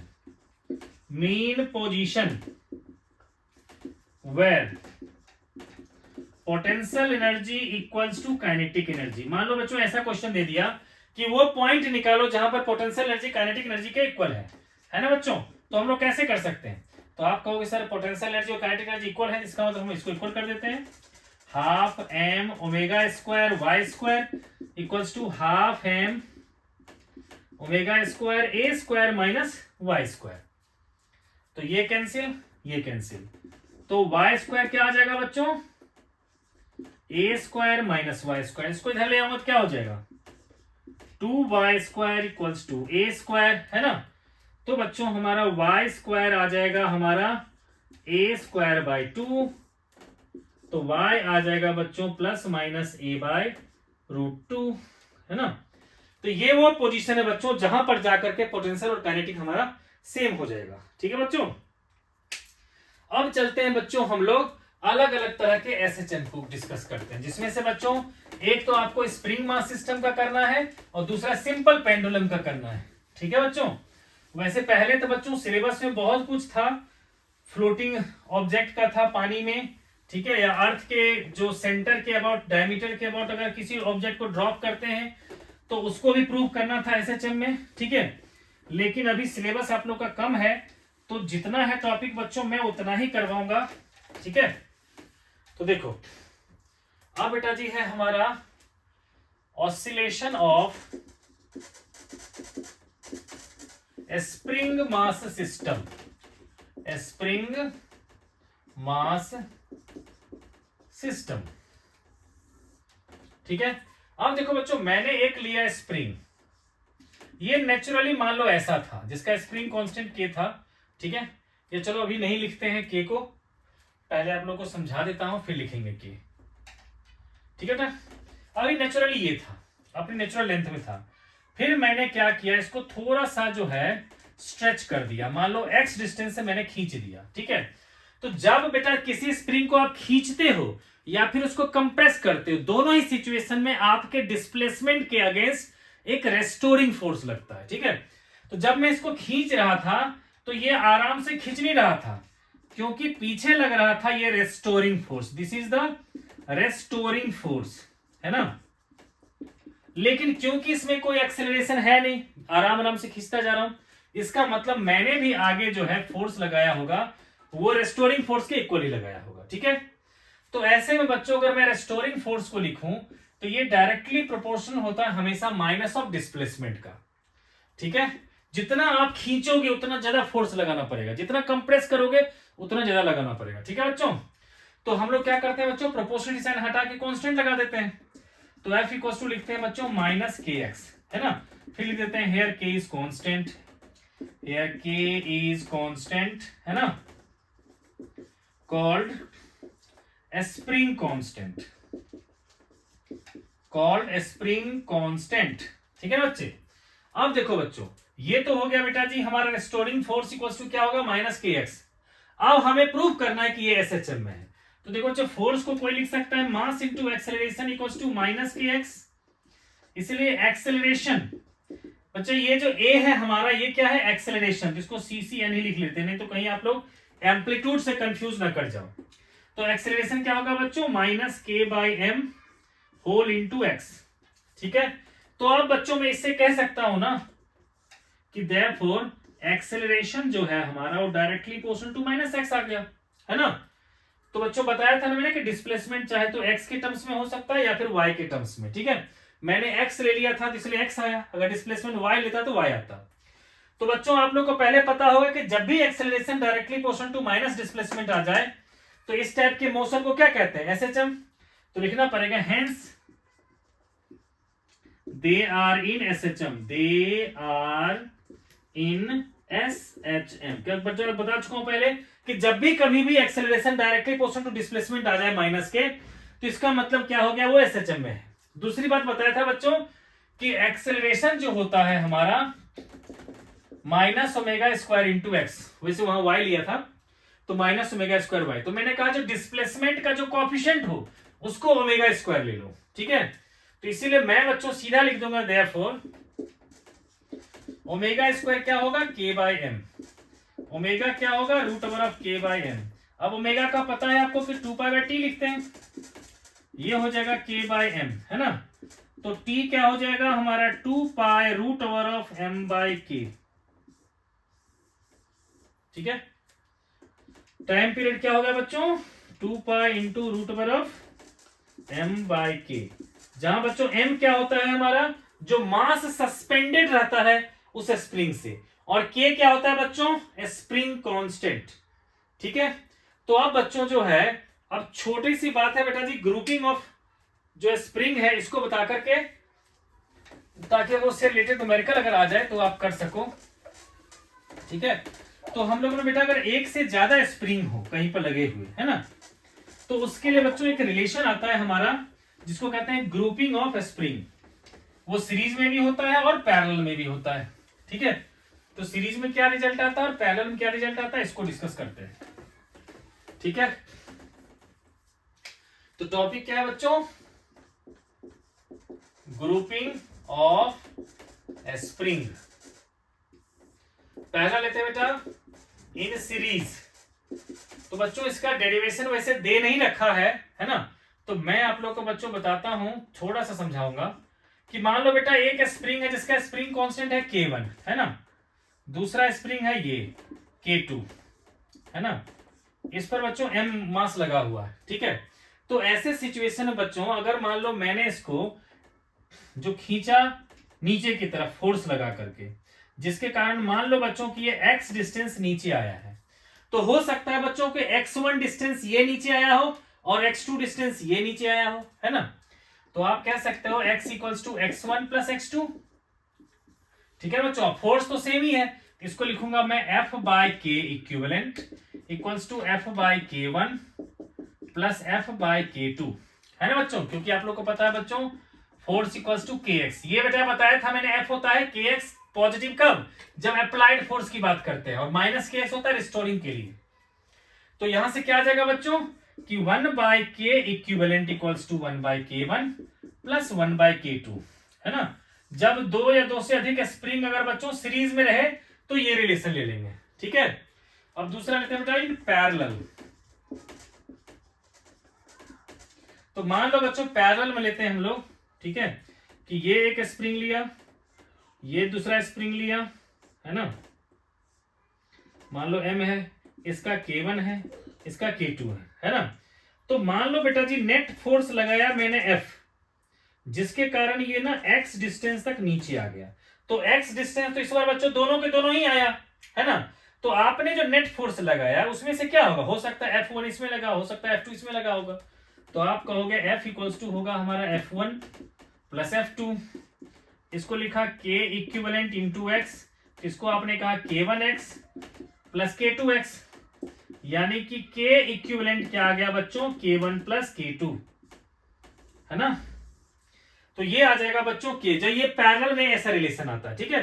तो अभी देखो बच्चों एनसीईआरटी में आपको एक क्वेश्चन दे रखा है कि ऐसा कोई स्प्रिंग कांस्टेंट दे रखा है, हमें एक स्प्रिंग m मास है, दूसरा स्प्रिंग इधर से लगा, इसका K2 है, क्या रखा है बच्चों इसमें, ठीक है। मैं क्वेश्चन बल्कि बता ही देता हूं बच्चे कि क्वेश्चन नंबर कौन सा है जिसमें ये कंसेप्ट लगेगा, ठीक है। उसमें क्या रखा है बच्चों कि हम अगर उस मास को किसी एक तरफ अगर हम लोग शिफ्ट करते हैं, ठीक है, तो बच्चे प्रूफ करके बताओ। क्वेश्चन ये देखो 13.6, इसमें क्या रखा है, two identical spring of spring constant K are attached to the block of mass M and fixed support as shown in the figure, so that when the mass is displaced from its equilibrium position in either side it executes simple harmonic motion, then find the period of oscillation। ठीक है बच्चों, ये बच्चों 13.6, ठीक है। तो देखो बच्चों 13.6 क्वेश्चन नंबर बच्चों आप लोग एनसीईआरटी में होगा, एक बार पढ़ लो आप लोग, है ना। और देखना बच्चों कि ये इसी तरह से है। तो ऐसे अरेंजमेंट में बच्चों कैसे पता चलेगा कि सर ये पैरेलल में दिख रहा है, ये है ना। अगर आप लोग को बेटा ये क्वेश्चन अगर आ जाता आपको करने के लिए, अगर 1 नंबर 2 नंबर का ये क्वेश्चन में आता, है ना, तो आप लोग डायरेक्टली कह देते कि सर ये सिचुएशन जो है ना पैरेलल वाला सिचुएशन है ना। इसीलिए हम लोग, तो बेटा ऐसा ही डायग्राम दे रखा है आपको, तो मैं इसको करके बताता हूं। एग्जाम्पल 13.6, इसमें बेटा क्या कर रखा है कि आइडेंटिकल दे रखा है K, यहां एक ब्लॉक दे रखा है, यहां दूसरा स्प्रिंग लगाया। चलो इसको बेटा जी मैं वॉल ही है ये है ना।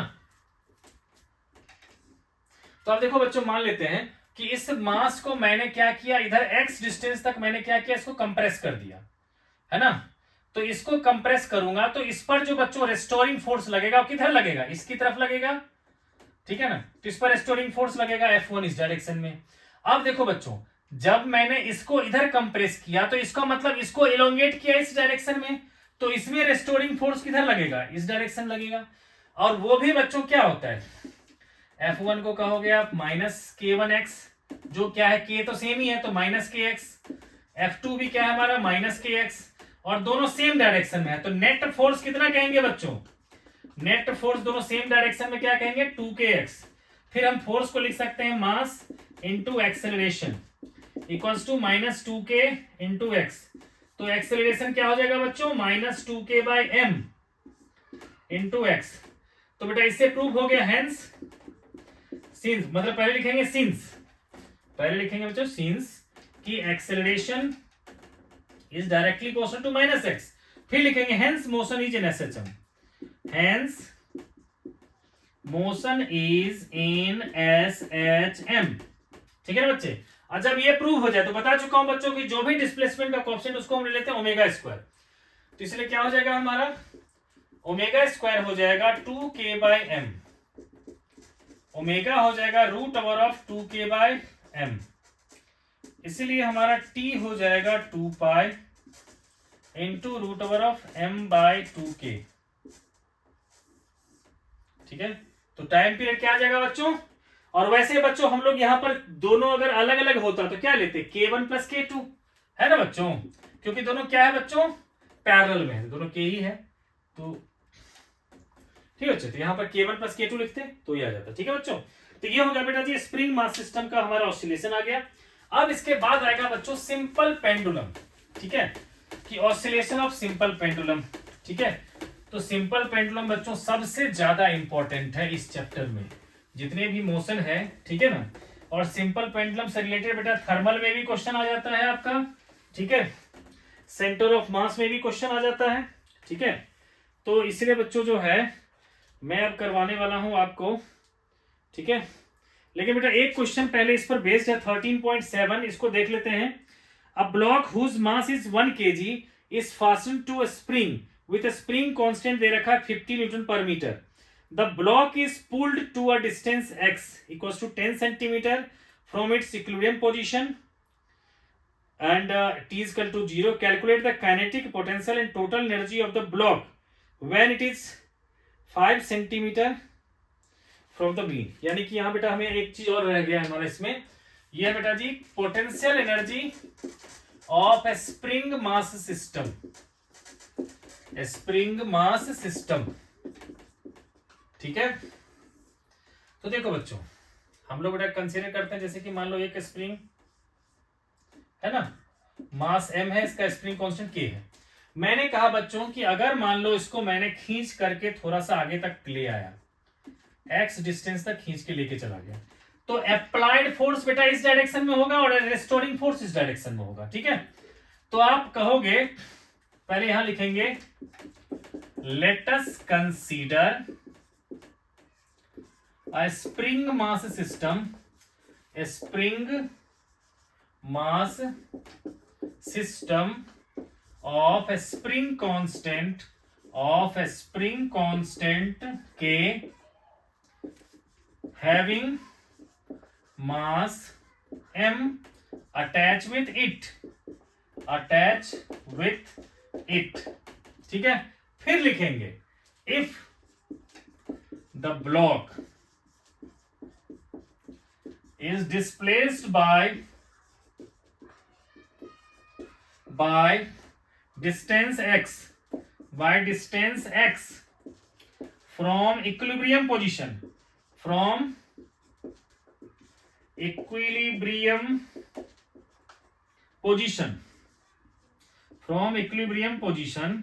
देन बेटा जी अप्लाइड फोर्स क्या हो जाएगा हमारा k इंटू एक्स, है ना बच्चों, kx। ओके बच्चे, अब क्या करेंगे बच्चे, हम कहेंगे कि अगर मान लो बच्चे मैंने इसको थोड़ा सा और तकलीफ दिया, है ना, मैंने इसको थोड़ा सा और dx डिस्टेंस तक जो है और लेके चला गया मैं, है ना, लिखेंगे if dw be the small work done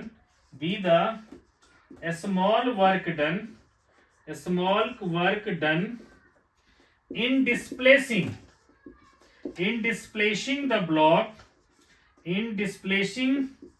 the block by dx।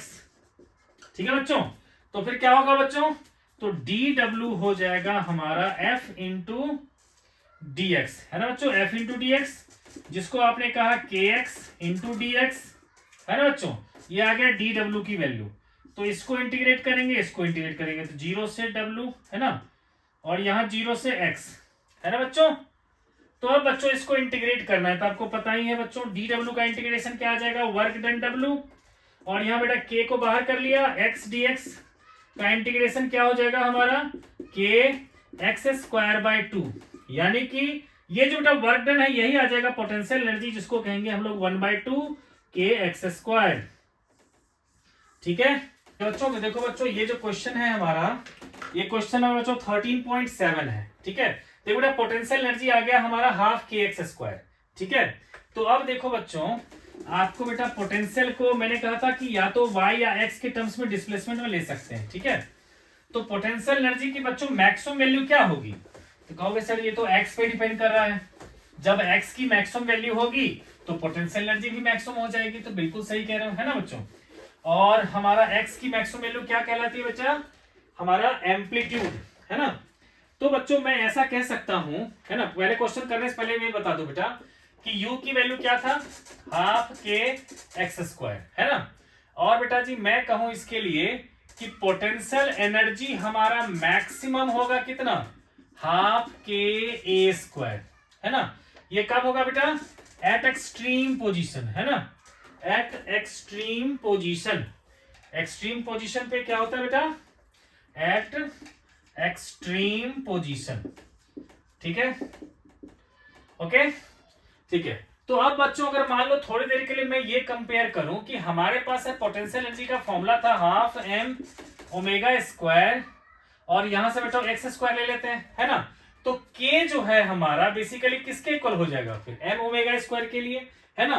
तो बहुत जगह बच्चों ये आपको रिलेशन जरूरत पड़ जाएगी तो कर सकते हो, के इक्वल्स टू क्या होगा हमारा एम ओमेगा स्क्वायर।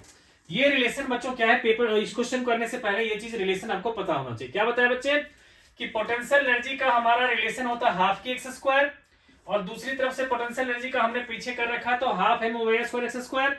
अगर दोनों को कंपेयर करेंगे तो के की वैल्यू क्या आ जाएगा, ये, है ना बच्चों। फिर मैंने कहा कि पोटेंशियल एनर्जी की मैक्सिमम वैल्यू क्या होगी, हाफ के ए स्क्वायर, है ना। अब देखो बच्चों, अब जो हमारा क्वेश्चन है ये 13.7, उसमें हम इसको कैसे अप्लाई करेंगे, ठीक है।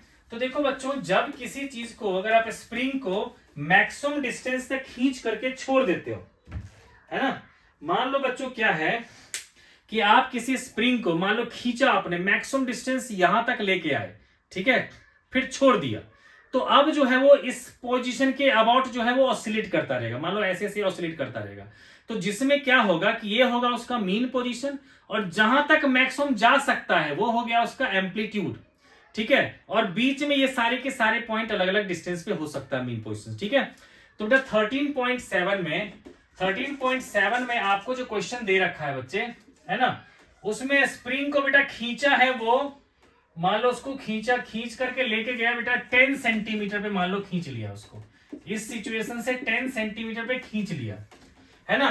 तो ये मैक्सिमम डिस्टेंस है जहां तक उसने खींचा।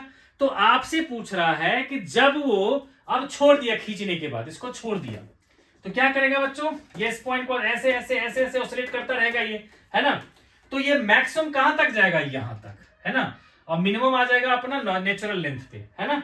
तो देखो बच्चों, तो हमें क्या करना है बच्चे कि ये हो गया हमारा, हम लोग ले लेते हैं बच्चे कि ये मैक्सिमम हो गया ए एम्पलीट्यूड, है ना। तो अब देखो बच्चों, हमारा पोटेंशियल एनर्जी का रिलेशन होता है हाफ, यहां पर के टर्म्स में क्या होगा बेटा, हाफ के एक्स स्क्वायर, है ना बच्चे। तो हाफ इंटू के, है ना, इंटू एक्स स्क्वायर, ठीक है बच्चे।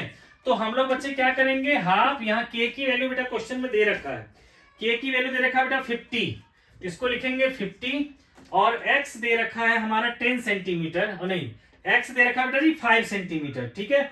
10 सेंटीमीटर क्या होगा, मैक्सिमम एम्पलीट्यूड, है ना। तो बेटा जी अगर सेंटीमीटर में इसको लिखेंगे तो 5 इंटू 10 की पावर -2 का स्क्वायर। यहां पर बच्चे मैंने जो है ना एक्स को लिया है मैंने 5 सेंटीमीटर, है ना। तो इसको सॉल्व कर लेंगे बच्चे तो कितना आ जाएगा, ये आ जाएगा 25, ये भी होगा 25 इंटू 10 की पावर -4, इतना जूल। तो क्या होगा 0.0625 इतना जूल आ जाएगा बच्चों पोटेंशियल एनर्जी, ठीक है। अब बेटा जी कह रखा है इसी पोजीशन पे काइनेटिक एनर्जी निकालो, है ना। तो बच्चों अभी जो मैंने आपको रिलेशन बताया, तो काइनेटिक एनर्जी कैसे निकाले, कहोगे स्प्रिंग के सर काइनेटिक एनर्जी का रिलेशन बताया नहीं। तो देखो बच्चों, मैंने क्या कहा कि के की जगह पर हम लोग क्या करेंगे, देखो काइनेटिक एनर्जी क्या होता है हमारा, हाफ एम ओमेगा स्क्वायर ए स्क्वायर माइनस एक्स स्क्वायर, है ना बच्चों। जब डिस्प्लेसमेंट y की जगह पे x लेते हैं तो मैंने क्या कहा था बच्चों कि m ओमेगा स्क्वायर को चाहे तो हम लोग k भी लिख सकते हैं, अभी जस्ट बताया था। तो ये क्या हो जाएगा काइनेटिक एनर्जी, हाफ के ए स्क्वायर माइनस एक्स स्क्वायर। तो हाफ के क्या होगा बेटा 50, और a क्या है हमारा 10 इंटू 10 की पावर -2, इसका स्क्वायर, -5 इंटू 10 की पावर -2 का स्क्वायर, है ना। तो इसको सॉल्व कर लेंगे बच्चे, तो आ जाएगा काइनेटिक एनर्जी कितना हो जाएगा बेटा 25 इंटू, देखो 100 माइनस 25 कितना हो जाएगा 75। तो 75 इंटू 10 की पावर -4 इतना जूल आ जाएगा। ठीक है बच्चे, मल्टीप्लीकेशन आप लोग कर लोगे बेटा 1875 और 0.1875 करीब आ जाएगा। ठीक है, मेरे ख्याल से 0.1875 जूल सब के करीब जो है ये आ जाएगा। ठीक है बच्चे, ये आ गया बेटा जी काइनेटिक एनर्जी। ठीक है, तो हमसे यही पूछ रहा था कि calculate the kinetic potential and total energy of the block when it is 5 centimetre away from the mean position. अब देखो बच्चों, थर्ड पॉइंट है बेटा टोटल एनर्जी, है ना। तो देखो बच्चे, टोटल एनर्जी का फॉर्मूला आप लोगों ने बताया था कि सर ये हमेशा होता हाफ m ओमेगा स्क्वायर ए स्क्वायर। पोटेंशियल काइनेटिक में y x आता है, लेकिन टोटल एनर्जी हमेशा कांस्टेंट रहता है। तो ये बेटा जी m ओमेगा स्क्वायर क्या लिखूंगा, हाफ के और ए स्क्वायर, और ए तो बेटा इस पर क्या है हमारा 10, तो हाफ इंटू 50 इंटू ये ए कितना होगा हमारा, तो 10 इंटू 10 की पावर -2 का स्क्वायर, तो क्या होगा ये 25 इंटू कितना हो जाएगा ये, तो आप लोग कह सकते हो बच्चे 100 इंटू 10 की पावर -4, तो 0. देखो बच्चे 100 से 10 पावर -2 तो 0.25 के करीब आ जाएगा, इतना जूल आ जाएगा। ठीक है बच्चे, तो टोटल एनर्जी भी आपका आ गया। ठीक है बच्चे, अब है बेटा जी लास्ट टॉपिक है हमारा सिंपल पेंडुलम का। ठीक है, द सिंपल पेंडुलम। ओके बच्चे, ठीक है, तो देखो बेटा हम लोग करते हैं अब सिंपल पेंडुलम। बेटा कोई भी डाउट हो, कुछ भी कंफ्यूजन हो, कमेंट बॉक्स खुला हुआ है, आप लोग बच्चों जो पूछ सकते हो। अगर ढेर सारे डाउट हो जाए बच्चों, है ना, तो बेटा एक अलग से वीडियो बना करके किसी टॉपिक का दे सकता हूं। ठीक है, लेकिन बच्चों इस चैनल को आप लोग जो है प्रोमोट करो, ताकि जल्दी से जल्दी जो है ये आगे बढ़ सके, प्रमोट हो जाए बच्चे। ठीक है, सो दैट मैं मैक्सिमम टाइम इस चैनल को दे सकूं। ठीक है बच्चों, अब देखो हम लोग नेक्स्ट टॉपिक है हमारा simple pendulum. Simple pendulum, simple pendulum. ठीक है बच्चों, जिसको बच्चों आप लोग जानते ही होंगे कि अगर एक बॉब होता है जिसका मास m होता है ना, और इसकी लेंथ l होती है, तो ये क्या करता है, इस पोजीशन से इस पोजीशन में ये ऑसिलेट करता रहता है। ठीक है, कभी ऐसे जाता है, कभी ऐसे जाता है ना बच्चों, ये ऑसिलेट करता रहता है। ठीक है, तो हम लोग बच्चों क्या करने वाले हैं, इसको फाइंड करने। ठीक, क्वेश्चन ये है हमारा कि find the time period of simple pendulum. ठीक है, तो अब देखो बच्चों हम लोग क्या करने वाले हैं बेटा, देखो मान लो किसी पर्टिकुलर टाइम t पर मैंने इसको डिस्प्लेस करके थीटा एंगल से डिस्प्लेस कर दिया। ठीक है बच्चों, ये रहा m, यहां पर बच्चों टेंशन लग रहा था t, ये लग रहा है बच्चों इसका वेट mg। अगर ये एंगल थीटा है बच्चों, तो ये भी एंगल थीटा होगा, तो mg का कंपोनेंट इधर क्या होगा, mg cos थीटा, और इधर की तरफ क्या लग रहा है, mg sin थीटा। तो आप बच्चों देख रहे हो यहां पर कि ये जो m मास है बेटा, यहां पर क्या है, m मास का ब्लॉक है ना, इस पर बेटा जी जो mg sin थीटा है ये इसको वापस लाने की कोशिश कर रहा है, जिसके कारण ये टॉर्क लगा रहा है इस पर कि तुम वापस आ जाओ अपने मीन पोजीशन पे। ठीक है, तो सबसे पहले तो कंसीडर करना पड़ेगा कुछ, तो लिखेंगे लेट अस, ठीक है बच्चे, let us consider a simple pendulum, simple pendulum, pendulum of length small l having bob of mass small m if at any time t, if at any time t it is displaced by angle theta, displaced by angle theta, then torque equals to क्या होगा बच्चे, तो देखो torque होता है बच्चों की जो फोर्स लग रहा है दैट इनटू उसका एक्सिस से डिस्टेंस, है ना, तो ये डिस्टेंस कितना है बच्चे, L। ठीक है ना, तो टॉर्क इक्वल्स टू होगा बेटा जी -mg sin theta into L। ठीक है, यहां पर बेटा माइनस साइन क्या शो करता है, तो आप कह सकते हो कि in the direction of torque, यहां पर लिख सकते हैं here negative sign indicates, here negative sign indicates that in the direction of torque, in the direction of torque, बच्चों लिख लेना वर्ड जो बोल रहा हूं, in the direction of torque theta decreases, theta decreases, है ना बच्चे। तो अब देखो बेटा, मैं लिखूंगा कि for small angle, for small angle क्या होता है बच्चों, फॉर स्मॉल एंगल जो होगा हमारा वो साइन थीटा हो जाएगा, साइन थीटा हो जाएगा थीटा के इक्वल, है ना। इसलिए टॉर्क क्या हो जाएगा हमारा माइनस एम जी, ठीक है, एल होल इंटू थीटा। ठीक है बच्चों, क्लियर हो गया। अब देखो बच्चों, टॉर्क क्या होता है हमारा, moment of inertia into angular acceleration. तो ये क्या होगा हमारा minus M G L whole into theta. अब देखो बेटा जी, अल्फा क्या होगा हमारा minus M G L upon में moment of inertia I whole into theta. अब देखो बच्चे, अगर ये जो बेटा सिंपल पेंडुलम एम है जिसका एक्सिस ये है, तो बेटा इसका मोमेंट ऑफ इनर्शिया क्या होगा, तो कहोगे मोमेंट ऑफ इनर्शिया सर होता है मास इंटू एक्सिस से डिस्टेंस का स्क्वायर, तो एम एल स्क्वायर, है ना बच्चों। तो यहां पर बच्चों क्या आ जाएगा हमारा अल्फा इक्वल्स टू होगा minus M G L upon में एम एल का स्क्वायर इंटू थीटा, है ना बच्चों। तो यहां बेटा नीचे एल का स्क्वायर है, यहां एल है ना, तो एक एल कैंसिल हो जाएगा, तो अल्फा इक्वल्स टू हो जाएगा माइनस, और देखो एम भी तो कैंसिल ही हो जाएगा हमारा, है ना। तो क्या आ जाएगा बच्चों, सिर्फ माइनस जी बाय एल, ये क्या आएगा minus g by l whole into theta हो गया। ठीक है, तो ये क्या हो गया हमारा एंगुलर एक्सेलरेशन। ठीक है, तो यहां से भी कोई कह सकता है कि angular acceleration is directly proportional to displacement, है ना, इसे प्रूव कर सकता है। ठीक है, और कोई ये भी कह सकता है, ठीक है बच्चों, कि सर अगर मान लो ये एंगुलर डिस्प्लेसमेंट थीटा है, तो आर्क लेंथ जो होगा सर वो तो y होगा हमारा, मान लो किसी पर्टिकुलर टाइम t में, तो ये y हम लोग बच्चे ले आते हैं कैसे, तो दोनों तरफ बच्चों क्या करेंगे हम लोग l से मल्टीप्लाई कर देते हैं। तो l मतलब रेडियस इनटू एंगुलर एक्सेलरेशन होता है बच्चों लीनियर एक्सेलरेशन, है ना, ये हो जाता है एक्सेलरेशन।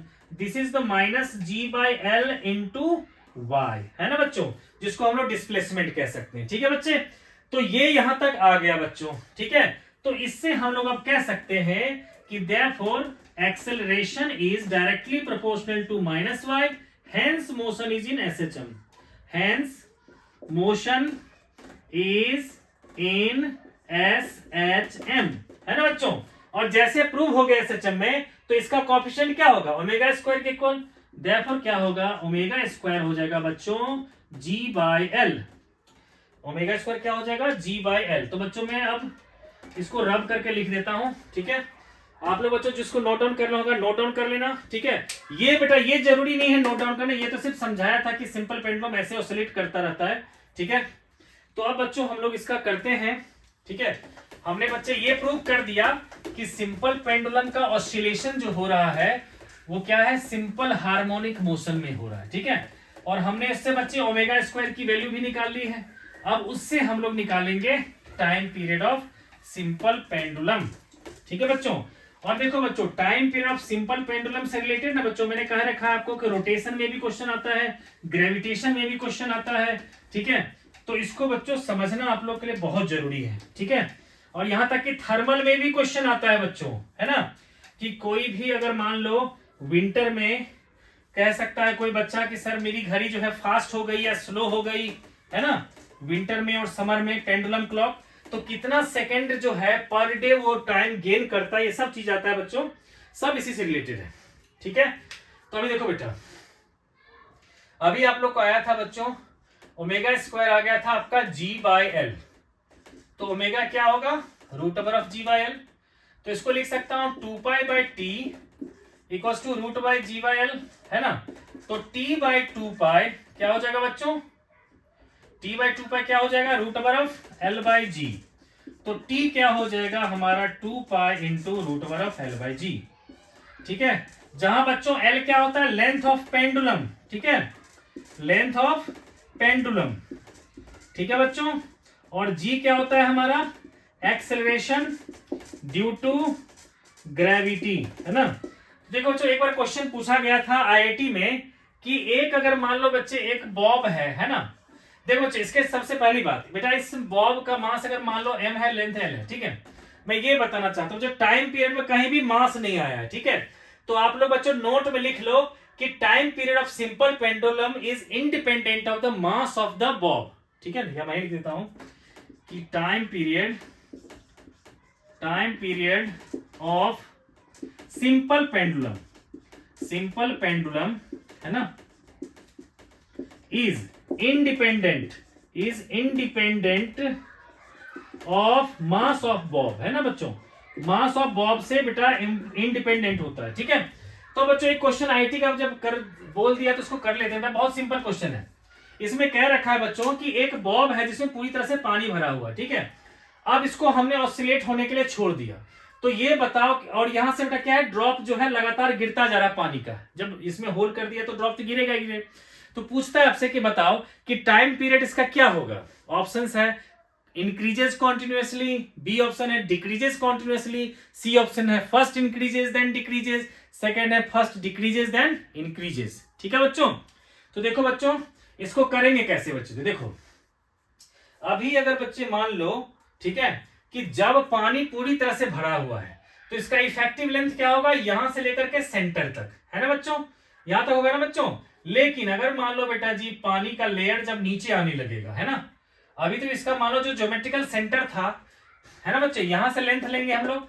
लेकिन जब बच्चे पानी का लेयर जब नीचे उतरने लगेगा तो इसका सेंटर ऑफ मास क्या होगा, सेंटर से नीचे की तरफ शिफ्ट हो जाएगा। तो इसमें इफेक्टिव लेंथ क्या हो जाएगा, बढ़ जाएगा, ठीक है, लगातार बढ़ता जाएगा जब तक कि सारा का सारा पानी खाली ना हो जाए, है ना। तो ऐसे में टाइम पीरियड क्या होता है, डायरेक्टली प्रोपोर्शनल लेंथ का होता है। तो टाइम पीरियड क्या होगा, बढ़ता जाएगा, और जब पूरी तरह से खाली हो जाएगा, है ना, तो फिर से इसका ज्योमेट्रिकल सेंटर पे आ जाएगा लेंथ। यानी कि पहले लेंथ इसका बढ़ेगा फिर इफेक्टिव लेंथ घटेगा, इसलिए टाइम पीरियड भी इसका क्या होगा बच्चों, पहले बढ़ेगा फिर घटेगा, ठीक है। इस क्वेश्चन को बच्चों दोबारा आप लोग जो है चेक कर लेना, अगर जिसको अगर लिखना हो क्वेश्चन तो, ठीक है। मैं चलता हूं बच्चे इसके स्पेशल केस में, ठीक है। तो देखो बच्चों पहली बात ये है, हमारा स्पेशल केस की बात करते हैं, ठीक है। तो पहली बात, द सेकेंड पेंडुलम वो होता है बच्चों, सेकेंड पेंडुलम ये क्या होता है, ये पूछा जाता है व्हाट इज सेकेंड पेंडुलम, ठीक है। तो कह सकते हो the simple pendulum having time period 2 second, the simple pendulum has, या हैव लिख लेता हूं, have time period, having time period 2 second, है ना बच्चों।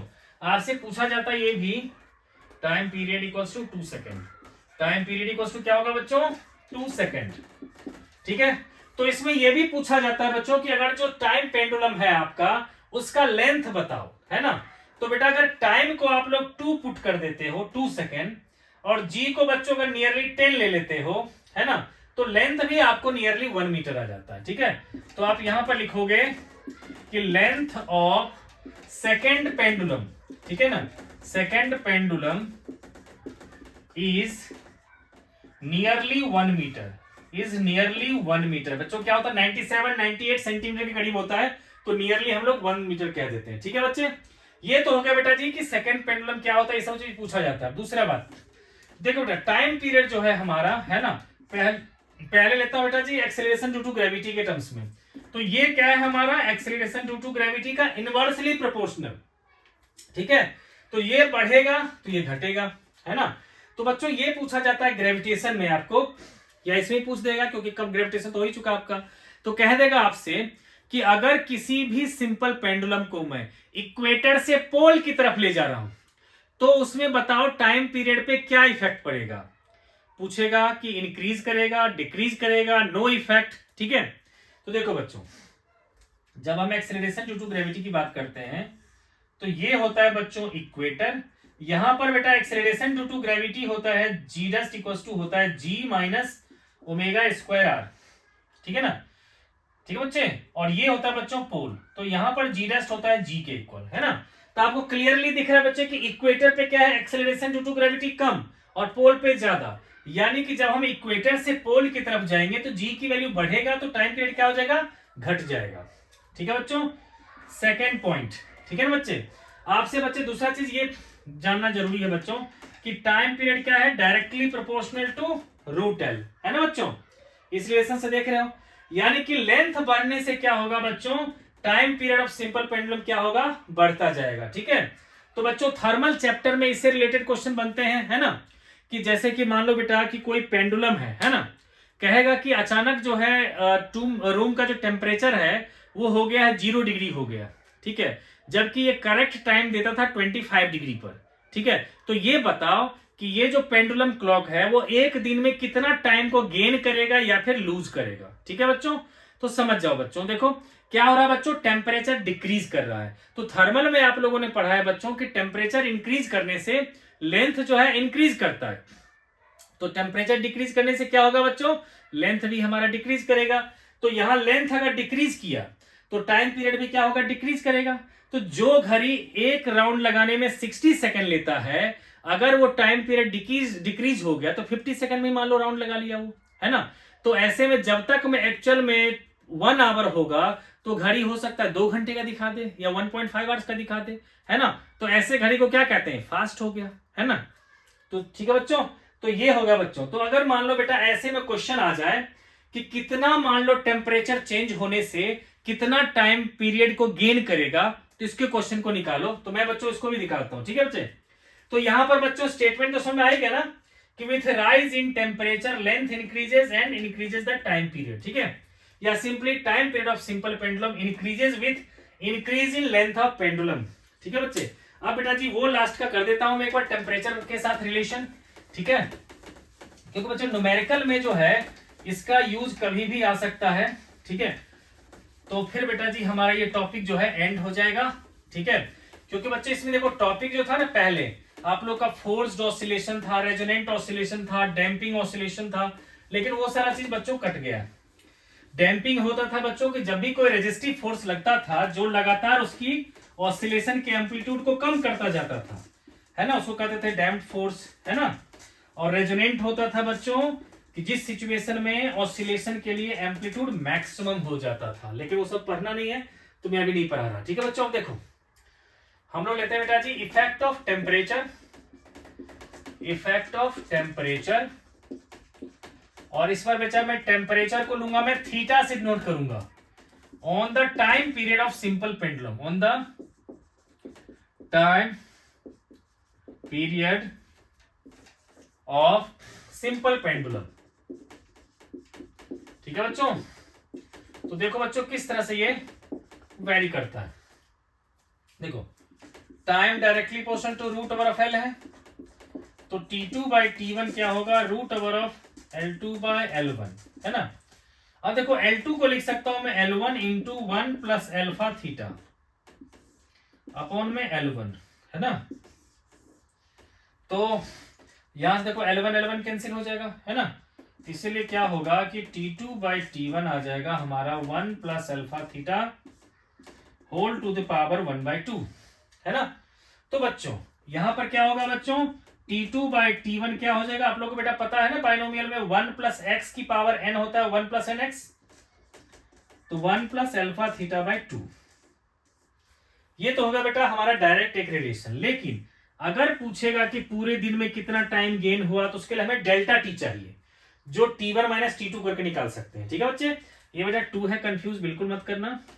तो बच्चे इसी में क्या करने वाला हूं, दोनों तरफ -1 करने वाला हूं, T2 बाई T1 में मैं -1, तो यहां भी क्या था 1 प्लस एल्फा थीटा बाई 2 -1, तो ये क्या होगा T2 minus T1 by T1 equal to क्या होगा अल्फा थीटा बाई 2, है ना।